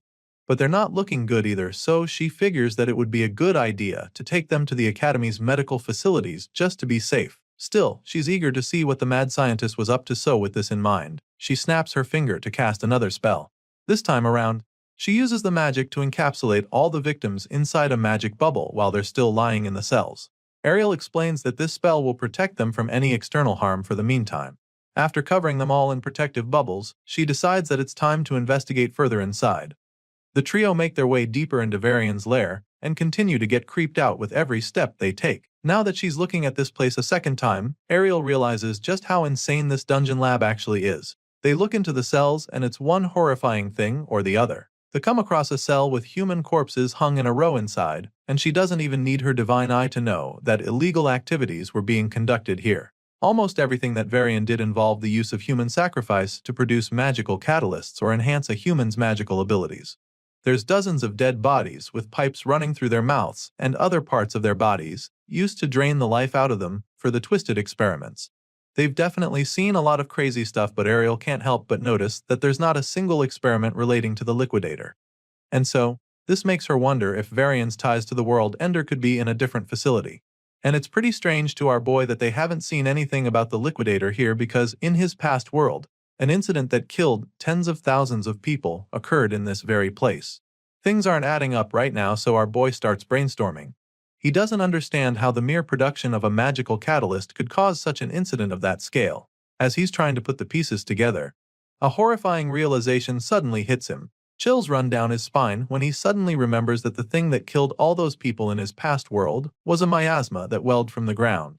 It's at this point that our boy realizes that they've been searching for the wrong thing, and judging by the look on his face, he's not ready to go up against that thing called a miasma. Ariel looks back suddenly to see him looking like he just saw a ghost, so she asks him what's wrong, but he doesn't say anything. He just stands there, looking hopelessly terrified, so Bella calls out to him as well, hoping to snap him out of his dazed state. Apparently, our boy is no longer in any mood to talk, because it dawns on him that there might actually be something very dangerous lurking beneath this facility. Eventually, he gets his head back in the game and finally responds to the ladies, since they still haven't come across anything that could be related to the liquidator up here. He suggests that the thing they're looking for might actually be underground. Gray figures that there could be hidden passages that lead down there, and his professor begins to consider the possibility. She looks around the place with her divine eye, hoping to see some suspicious patterns or something like that, but even after a few seconds of looking hard, she's unable to see any hidden passages. Ariel is just about to give up the search when her divine eye suddenly picks up something in the distance. So, she immediately rushes over to that point to see what it is, but while she's tracking down the clue, it slowly starts to fade away. At this point, she's struggling to stay on it because of how faint it is. Regardless, she's very sure that it's there. Apparently, she picked up traces of short-distance teleportation magic on that spot, and upon closer investigation, she can still see the faint traces on the floor. Ariel believes that the underground area Gray was talking about is probably a space that can only be accessed with teleportation magic, and based on the traces, the professor figures that the teleportation distance is around 300 meters. Even though she just confirmed his hunch, Gray can't shake the anxiety he's feeling. 300 meters underground is a pretty far way to go, so he's worried that they might not be able to reach the place, but that's when the red-haired professor reminds him that she can use a short-distance teleportation gate as well. She's definitely eager to see what her evil colleague was hiding down there, so she is more than happy to give the teleportation spell a try. And so, with the snap of her fingers, Ariel conjures up a big magic seal on the spot beneath them, which represents the teleportation gate. It's a pretty dangerous attempt they're about to make, because there's a possibility that nothing is down there. And if that's the case, the other end of the gate would lead to nothing but Earth. Despite the fact that it's pretty risky, all three of them are ready to take those chances, so they let the professor know that they're on board, and she goes ahead to transport them through the teleportation gate. The moment they go in, a bright flash follows, and all they can see for a while is nothing but white. After a few seconds, the three of them open their eyes again and are absolutely blown away by what they see. It appears that they've made their way down to some kind of hidden underground city, with tall buildings all over the place. It's pretty enormous, so it's quite mind-boggling for them to discover that there's a space this big right under Varian's facility. The place looks like a sleeping city with no color. It's all pale and foggy like some kind of dream, but even though they're not sure exactly what this place is, Bella confirms that she can feel a tremendous output of ether coming from all over the place. It's a little overwhelming for her, but she's able to pinpoint the area with the largest output of magical energy. The blue-haired girl points to the huge structure in the middle of the white city, and Ariel immediately begins to panic when she sees it too, because she realizes that ether isn't the only energy flowing in this place. The professor confirms that there is also a different kind of energy, completely different from magic, that's leaking out of that tall structure. She is not sure what this strange energy is, but she knows for a fact that it's greater than anything she has ever seen before. Hearing this, Gray starts to get a few ideas, so he puts the pieces together and asks the professor if this power she's sensing is similar to what he has. He's so nervous just asking her the question because he's not sure he's ready for the truth. But as you can imagine, this dark potent surge of energy is identical to what he has, so before he even gets to ask, the professor confirms his guess, and in that moment, she reveals that it is indeed the liquidator's power she's sensing. Using Professor Ariel's teleportation magic, the three of them make it to the secret underground city hidden beneath Varian's facility. And after confirming that the ominous energy they're sensing is the same as the liquidators, they have no choice but to investigate further. The group of heroes make their way into that huge structure where the energy was radiating from, and they're absolutely taken aback by what they find inside. It's a huge empty hall that definitely looks creepy, but on the other side of the tall building, there's a door. They're all very curious at this point, but they can't get any answers if they don't dig deeper. While the students are still trying to process what exactly is going on, the red-haired lady takes the initiative and starts walking across to the other side. From the looks of things, she is extremely certain that this place is where the energy is coming from. Ariel reaches the mysterious door, and of course, she has only one thing in mind, which is getting inside. She knocks on the door, and when there's no response, she slowly pushes it open. Bella is pretty nervous at this point, because she's not sure they should be going in there, or even touching the door. The blue-haired girl tries to discourage her professor from being so forward, but Ariel simply tells her to relax. As far as she's concerned, this door doesn't hold any power, and she's convinced that it's just placed there as a symbol for the ritual. And so, just like that, Ariel walks in, and then looks back at the students, feeling that they should know all this already. Anyway, now that she's in, she assures them that the power is not in the door, but actually in the magic rigs around it. That's when we get to see what she's talking about. Inside the room she just entered, there are several glowing rigs lined up in a circle, and she walks right into the middle of it. The moment she does this, the rigs begin to explode in a huge surge of energy, and of course, Gray gets really worried. He shields his eyes as he struggles to see what's happening in front of him, and asks the professor if she's trying to summon the liquidator. The shockwaves from the magic rigs are so powerful that they almost send the two students flying like pieces of paper. Bella is particularly having a hard time staying on her feet. It's all really scary to her, and she feels that this kind of magic is too dangerous for them to handle, so she concludes that they have to shut it down right away, regardless of what Ariel says. The blue-haired girl isn't even done saying this when the professor stops her. Ariel warns them not to rush into the circle, and then explains the situation to them. Apparently, Ariel's prediction tells her that this setup isn't actually capable of summoning the liquidator. However, just as she's trying to assure the students that everything is fine, the glass in the rigs begin to shatter. Of course, this just makes our boy panic even more, because now he's afraid that the space between her and the source of the dark energy is being torn open. They call out to the professor, desperately warning her that she's in danger, but that's when something unexpected happens. All of a sudden, the waves of energy swirling all over the room begin to get concentrated at a particular crack in the glass. And when Gray sees this, all he can do is stare in confusion. While the students are still trying to wrap their heads around what the hell is going on, the professor starts talking about how her predictions were correct. Apparently, she was right to think that those devices weren't made to summon the liquidator. In fact, from the look of things, they were created to just pinch a tiny gap toward where the world ender exists, and then funnel the leaking power. Ariel looks up at the ceiling, where the waves of dark energy are still swirling around. They spiral around a strange object that's floating above them, which she figures must be the core. You see, the professor believes that this core, which is being used to crystallize the dark power, is made from human lives. Ariel is fairly certain about this, and she shares this theory with the perplexed students there with her. She has reason to believe that this particular core was created using about 10 souls, but she can't be sure that number is correct because the molding process may have taken more sacrifices. With this in mind, it all starts to make sense to her. She begins to understand why Varian had so many of his victims locked up in the facility. She's convinced that the majority of the people they saw upstairs were taken to be raw material for this very purpose. The evil scientist wasn't using his victims for any ordinary human sacrifice, but for something much more sinister. Hearing this, Bella still can't wrap her head around why anyone would do such a thing. She doesn't get why he would go that far just to gather power. and it just makes her wonder what such dark energy is even being used for. She expresses her confusion, but the professor is just surprised that the blue-haired girl still hasn't figured it out, and so she decides to break it all down to Bella. Ariel reminds the girl about the ominous black flame that Varian used against them during their fight. At first, this still doesn't explain anything, but then the professor reminds Bella of the crystal that Varian used to boost the power of the flames when he got mad.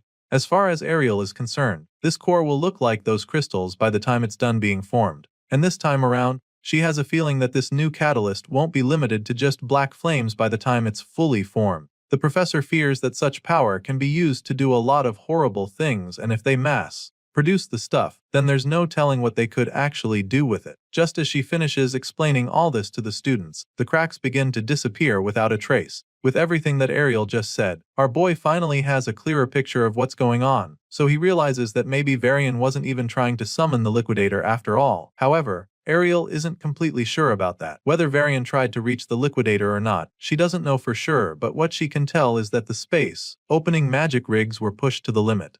Seeing this, she figures that maybe what they set up was all that they could manage, and then goes on to keep inspecting the mysterious contraption.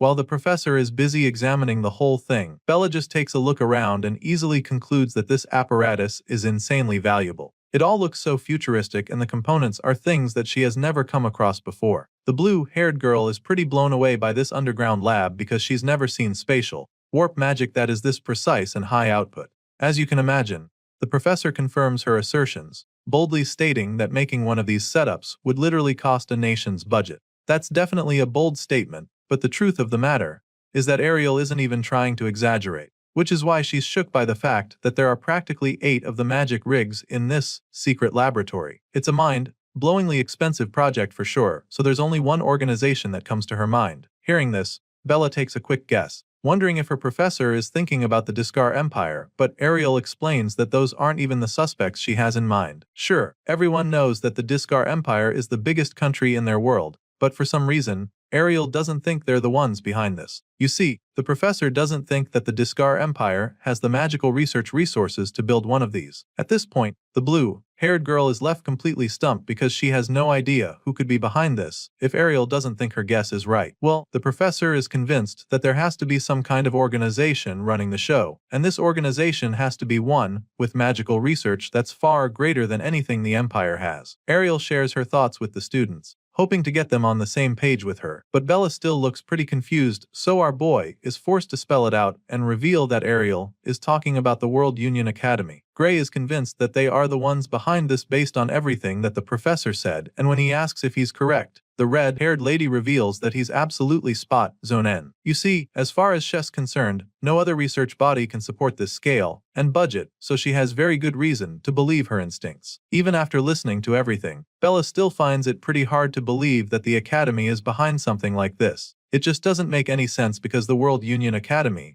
is supposed to defend the world from threats and not be the ones threatening humanity. Seeing the horrified look on Bella's face, the professor can understand why she doesn't want to believe. It's not easy to come to terms with it, but Ariel tries to make the girl understand that there's no other group capable of pulling this off. Gray is equally shaken by the harsh reality of the situation, and even though it's a hard pill to swallow, he gets his head in the game. However, he still knows that this new discovery shouldn't mean that the whole academy is their enemy, because most of them could still be on their side. At the very least, before the reset, the Academy's top forces were the ones on the front lines during the battle against the Liquidator. Even beyond the subjugation sausage, they kept protecting civilians right until the very end. And so, after seeing that future, Gray can't just believe that everyone in the Academy is an enemy to humanity. Thankfully, the professor agrees with him completely, admitting that most of the Academy probably acts for humanity and wouldn't allow experiments that waste lives. However, she is also aware that the Academy has countless researchers, and she makes this known to our boy. The Academy has countless facilities as well, and hardly anyone in this world truly knows the whole picture. Besides, they still don't even know for sure who is behind Varian.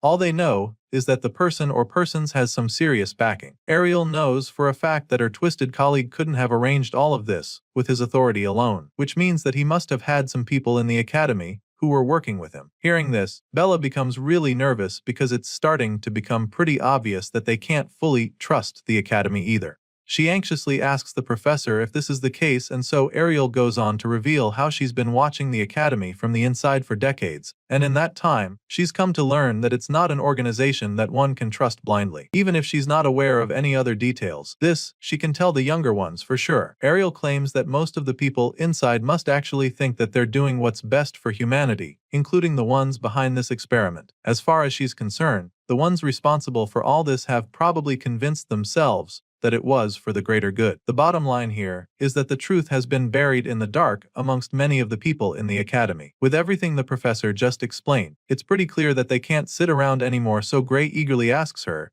if she has any idea how they could find the mastermind behind. Ariel looks around the place, trying to come up with something, but she notices that there are no communication devices in this secret facility. Not even the marker's magic residue is left in the rigs, so it's almost like nobody was ever here. The cover-up is so thorough that finding anything would be very difficult. She's still trying to explain the situation to the students when a huge explosion rocks right behind them. Unfortunately, that's just the first of several other booms that they hear all over the facility. Gray begins to panic, wondering what the hell is going on, and that's when Ariel suggests that some sort of evidence erasing mechanism was set up as well. While the students are busy freaking out, Ariel calmly analyzes the situation. Apparently, the ones responsible for this didn't blow the place up the moment Varian died, which she finds a tad suspicious. It makes her wonder if they were planning to lure the ones snooping around deeper inside before detonating the place. Of course, Bella definitely wants to leave right away before they get buried by the debris, so she calls out to the professor, reminding her that this is not the time for hypotheticals. Bella feels that they need to get out immediately, but Ariel casually tells her to calm down, stating that these are just magical explosives. As far as she's concerned, the World Union Academy's professors aren't weak enough to be killed by something like this, and so, she activates her divine eye and begins to cast a protective spell to show the students exactly why she's not panicking. The red-haired lady crouches down to cast the spell, creating a glowing magic seal on the ground beneath them. Despite her calmness,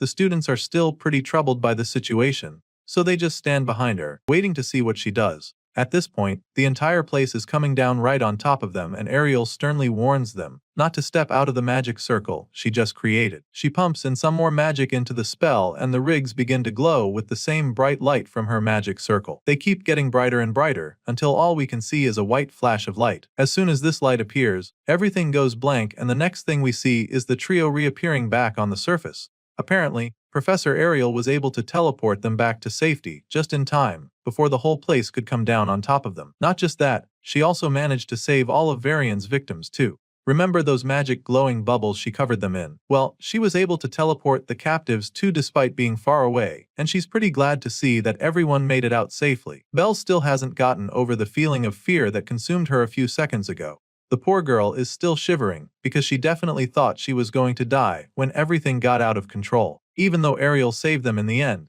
Gray can't help but feel a little worried because that was way too close for comfort. Hearing this, Ariel simply explains why her spell took so long to actually work. You see, they had more baggage than she expected, so it slowed down the teleportation process. Still, the red-haired lady is pretty glad, because it was definitely worth it. That's when she shows the kids the baggage she was referring to. Lying a few meters away is a pile of magic rigs, the same magic rigs that they found in that secret underground facility. It turns out that the professor managed to save them before they could be destroyed by the explosions. And now, she can't wait to show them to the academy, because they'll finally be able to create some awareness. The Academy will no longer be able to ignore them anymore when they see the rigs as far as Ariel is concerned. The scene shifts, and the story continues with the trio going back to the World Union Academy where they present their findings. They're summoned and informed that the survivors they rescued are being treated in the Academy's medical wing. The World Union Academy headmaster, Orodram Alexandro, also thanks them deeply for stopping Varian's illegal experiments.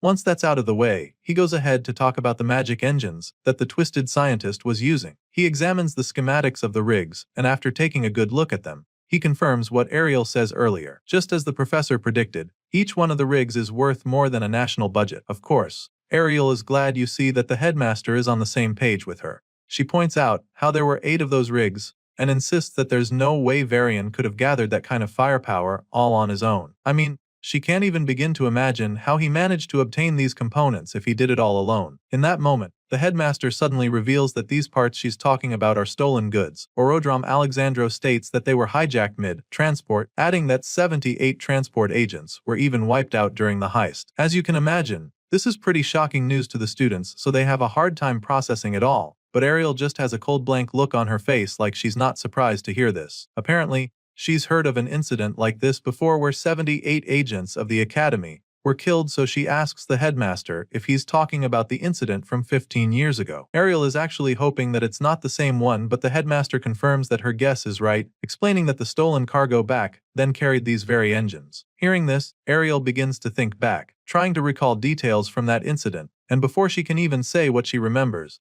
Orodrom Alexandro states that the one responsible for the heist back then was the blood drinker. He can tell that she's familiar with the name, and she's not the only one who knows about it. You see, our boy Gray has also heard of the blood drinker, because it just happens to be the biggest crime organs in their world. Even Bella is familiar with the group, calling them the parasites of the world that always crawl back no matter how many times people crush them. As you can imagine, it's pretty surprising to see the shy girl sounding so ferocious all of a sudden, so Gray sneaks a glance at her, wondering what's gotten into her, and that's when he sees her looking absolutely livid. Apparently, the reason Bella hates the group so much is because they killed her parents. She reveals this with a murderous glint in her eyes, and the headmaster goes ahead to confirm everything they've said. Orodrom admits that the blood drinker is one very stubborn group, because they will always resurface, no matter how many times they're exterminated. The main reason for this is that no one knows where they hide or who their leader is. It's a group that remains impossible to eliminate for good, which makes them such a big problem. Some say that they are even responsible for 70% of all crime-related deaths in this world. The headmaster seems to know so much about how bad these criminals are, and they're so ruthless that it wouldn't even surprise him if some of their people were already inside the academy. They're truly a powerful force to be reckoned with, but Orodrom feels that the worst part is the fact that there's no way to tell the members of the blood drinker apart from actual people of the academy. And on top of that, the academy wouldn't act even if there was a way to fish the intruders out. The headmaster explains all of this, and of course, Gray doesn't like what he hears.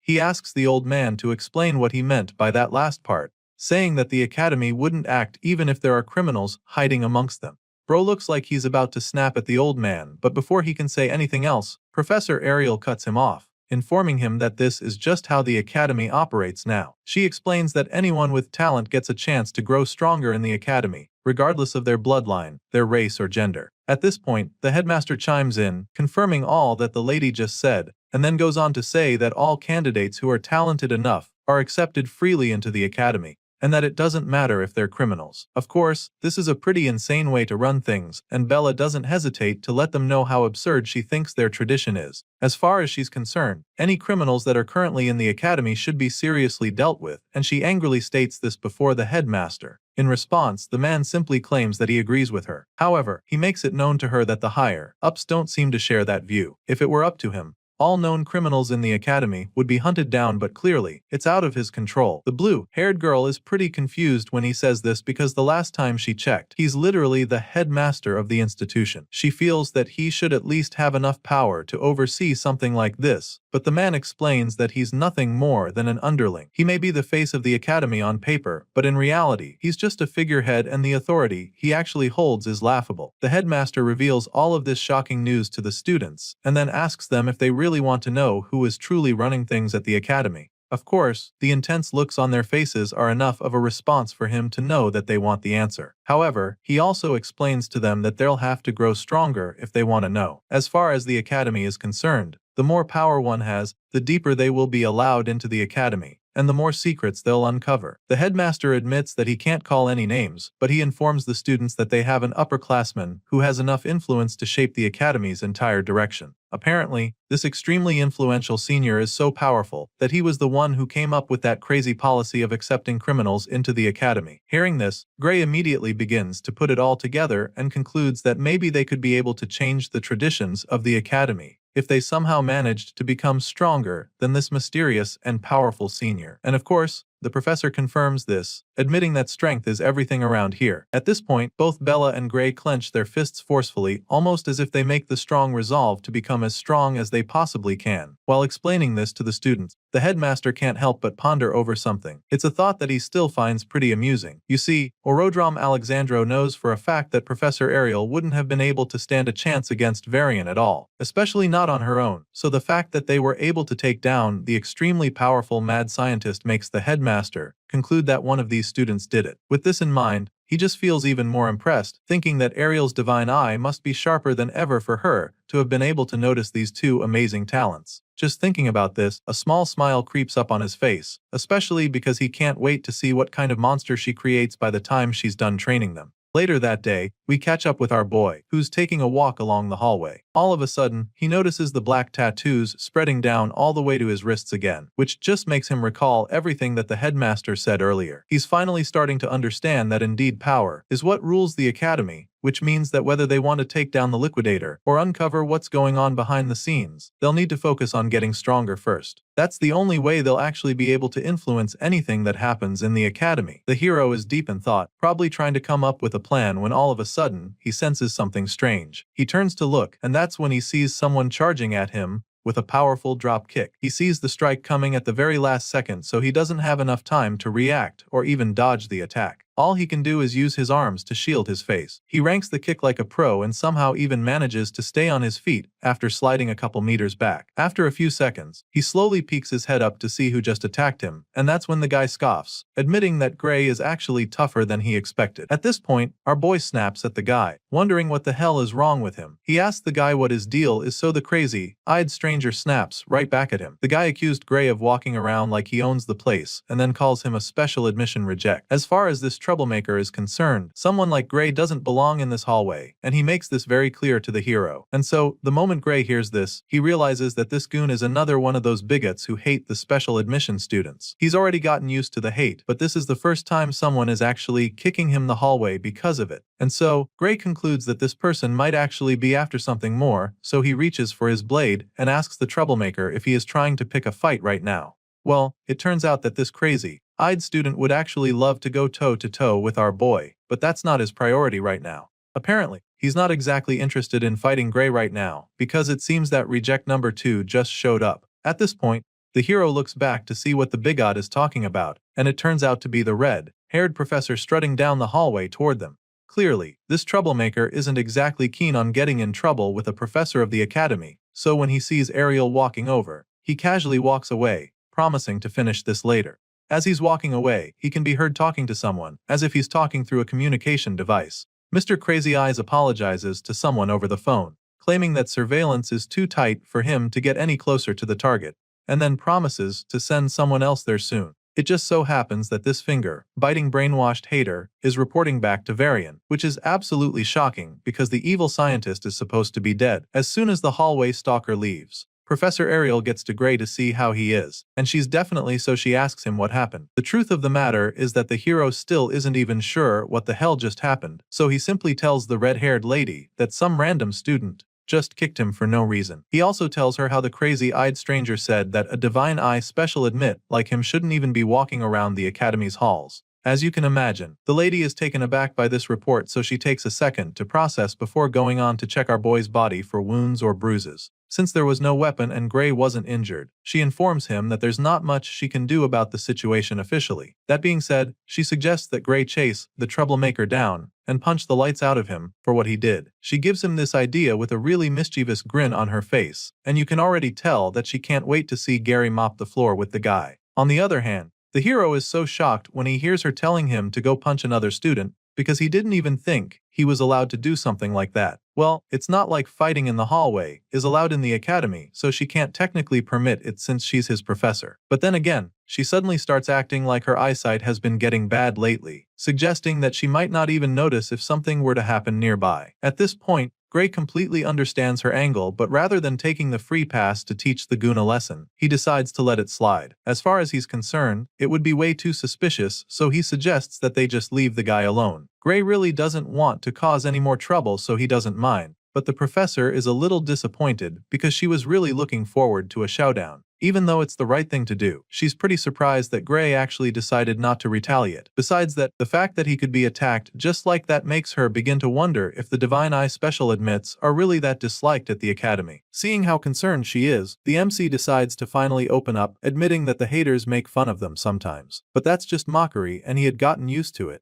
So he was really shocked to see that things could actually get physical. For some reason, the red-haired lady had no idea that the Divine Eye special admits were being mocked by other students. She's shocked to hear what Gray just told her, and so she tells him how sorry she is.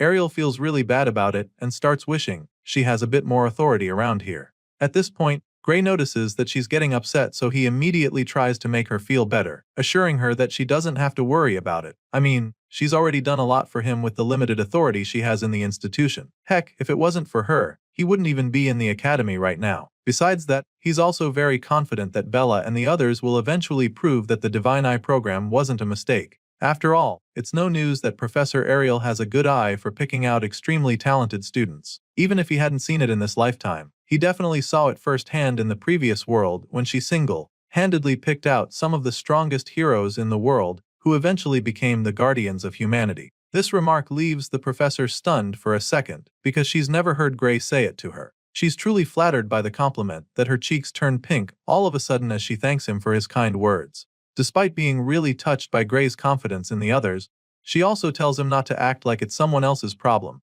Just in case he wasn't already aware, Ariel makes him understand that he's the one she expects the most out of everyone in the Divine Eye group. She hammers on this fact and starts calling some of the older students, like Amy White, Leek Muller, and Jacob Bloomfield. She's convinced that these guys will all become top tier just like the special admits before them. Ariel reveals that she definitely has faith in these students, but also admits that the first time she truly believed that someone could surpass humanity itself was when she met him. As you can imagine, the hero begins to feel a little under pressure when she starts talking like this. It's pretty rough on Gray for her to be comparing him to these guys, and it looks like she already knows that he's feeling the pressure. She keeps staring at him intently like she's trying to read his mind while he's fighting the feeling of nervousness. Eventually, Gray decides not to feel pressured because that kind of thinking is weak, and he can't afford to be weak because the mastermind behind Varian probably hasn't given up on summoning the Liquidator yet. He thinks back to that day on the battlefield and recalls how even the great heroes in the previous world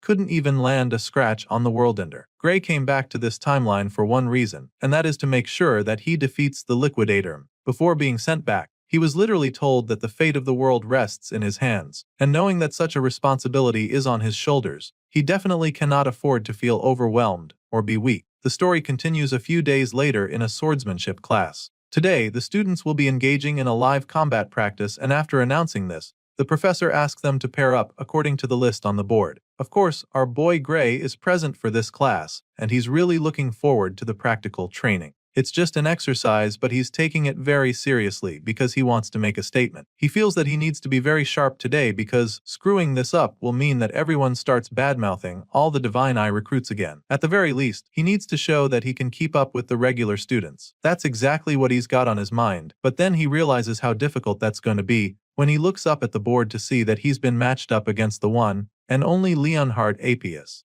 At first, he doesn't even believe it because that's just as bad it would be for him. Well, there's no mix-up, and so Gray confirms that he'll be facing off with the top student of the Swordsman course. Basically, Leonhard Appius is the strongest first-year student, so it's usually a long day for anyone who's not on his side.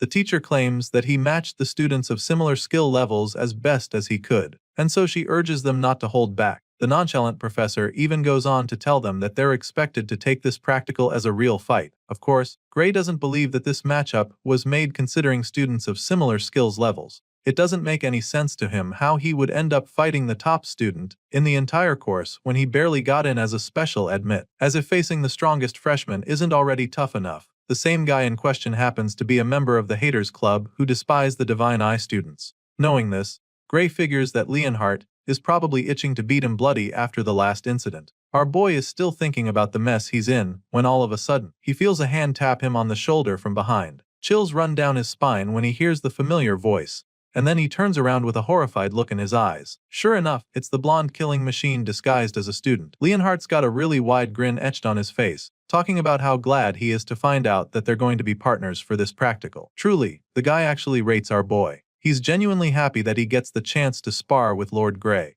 Bro feels that becoming top of the class was definitely worth it, because now he has the opportunity to show what he's really made of. Leonhardt believes that he has trained harder than anyone alive, so now he can't wait for the infamous Lord Gray to witness his true swordsmanship. On the other hand, the MC looks absolutely terrified. Gray probably wishes he could just disappear right now because he is definitely not ready to go up against this guy. He was already nervous about the match up, but after seeing the extremely big smile on Leonhardt's face, our boy confirms that he's cooked. He's so sure that this blondie is loving the fact that he finally gets the chance to beat him up legally. Well, he's looking forward to it, and our boy sadly doesn't have a choice. A few moments later, all the students arrive at the arena when the practical training is supposed to take place. Apparently, this isn't going to be some turn-by-turn stuff, as all those paired up against each other will be sparring at the same time. Once they're all in place, the process asks if they're ready, and a few seconds later, he signals the start of the practical training. All the students start clashing swords immediately, and of course, Leonhard Apius is the most eager of the bunch. The blondie grabs his sword and practically flies toward Gray with a menacing glint in his eyes. He goes in with the first strike and Gray blocks it with his sword as well. Just as our boy predicted, Leonhard is very powerful. So much so that he's having a hard time holding back the guy's sword. The blondie pushes down hard, determined to overpower the MC, but Gray holds on until they're forced to break away from each other. Leonhard is clearly enjoying the challenge, so he goes in with another powerful slash of his sword, but the hero deflects this strike as well. He hasn't even recovered from the last one when Leonhard follows up with yet another devastating strike. This time around, the flaming blast comes way too quickly for Gray to block it, so just when it looks like he's about to get his head split in two, he swiftly gets out of the way. He dodges the slash barely and decides to finally go for the offense. He gets an opening, so he takes the chance to swing his sword as well, but despite throwing a lot into the downward slash, Leonhard easily blocks it. The blondie blocks the powerful strike, but for some reason, there's a smile on his face. At this point, it's clear that the guy is having a lot of fun. He's not even breaking a sweat, which just means that our boy is going to have to do a lot more to actually stand a chance. With a big smile on his face, Leonhard commends Gray for being pretty strong. He's impressed and admits that he still doesn't get how the hero didn't make it into the academy through regular admission. The whole time, Gray just remains silent because he is currently channeling all his energy and focus into the fight. He holds back all of the blondie's attacks and continues to deflect all the strikes. At this point, the two skilled swordsmen are practically canceling each other out, which Gray finds pretty surprising. Bro thought that he'd get wrecked instantly, but he's shocked to see that he's actually holding his own. Still, he can't get ahead of himself here or lose any focus now, because he knows that he won't be able to match Leonhard's raw power, even if he uses both arms. Gray can clearly see that the guy's swordsmanship is insane, so he can't afford to get carried away at any point. Leonhard's form is a proper textbook-style swordsmanship, but he's perfected it to a terrifying degree, which makes him an absolute force to be reckoned with when he's holding a sword. With the experience our boy garnered in his past life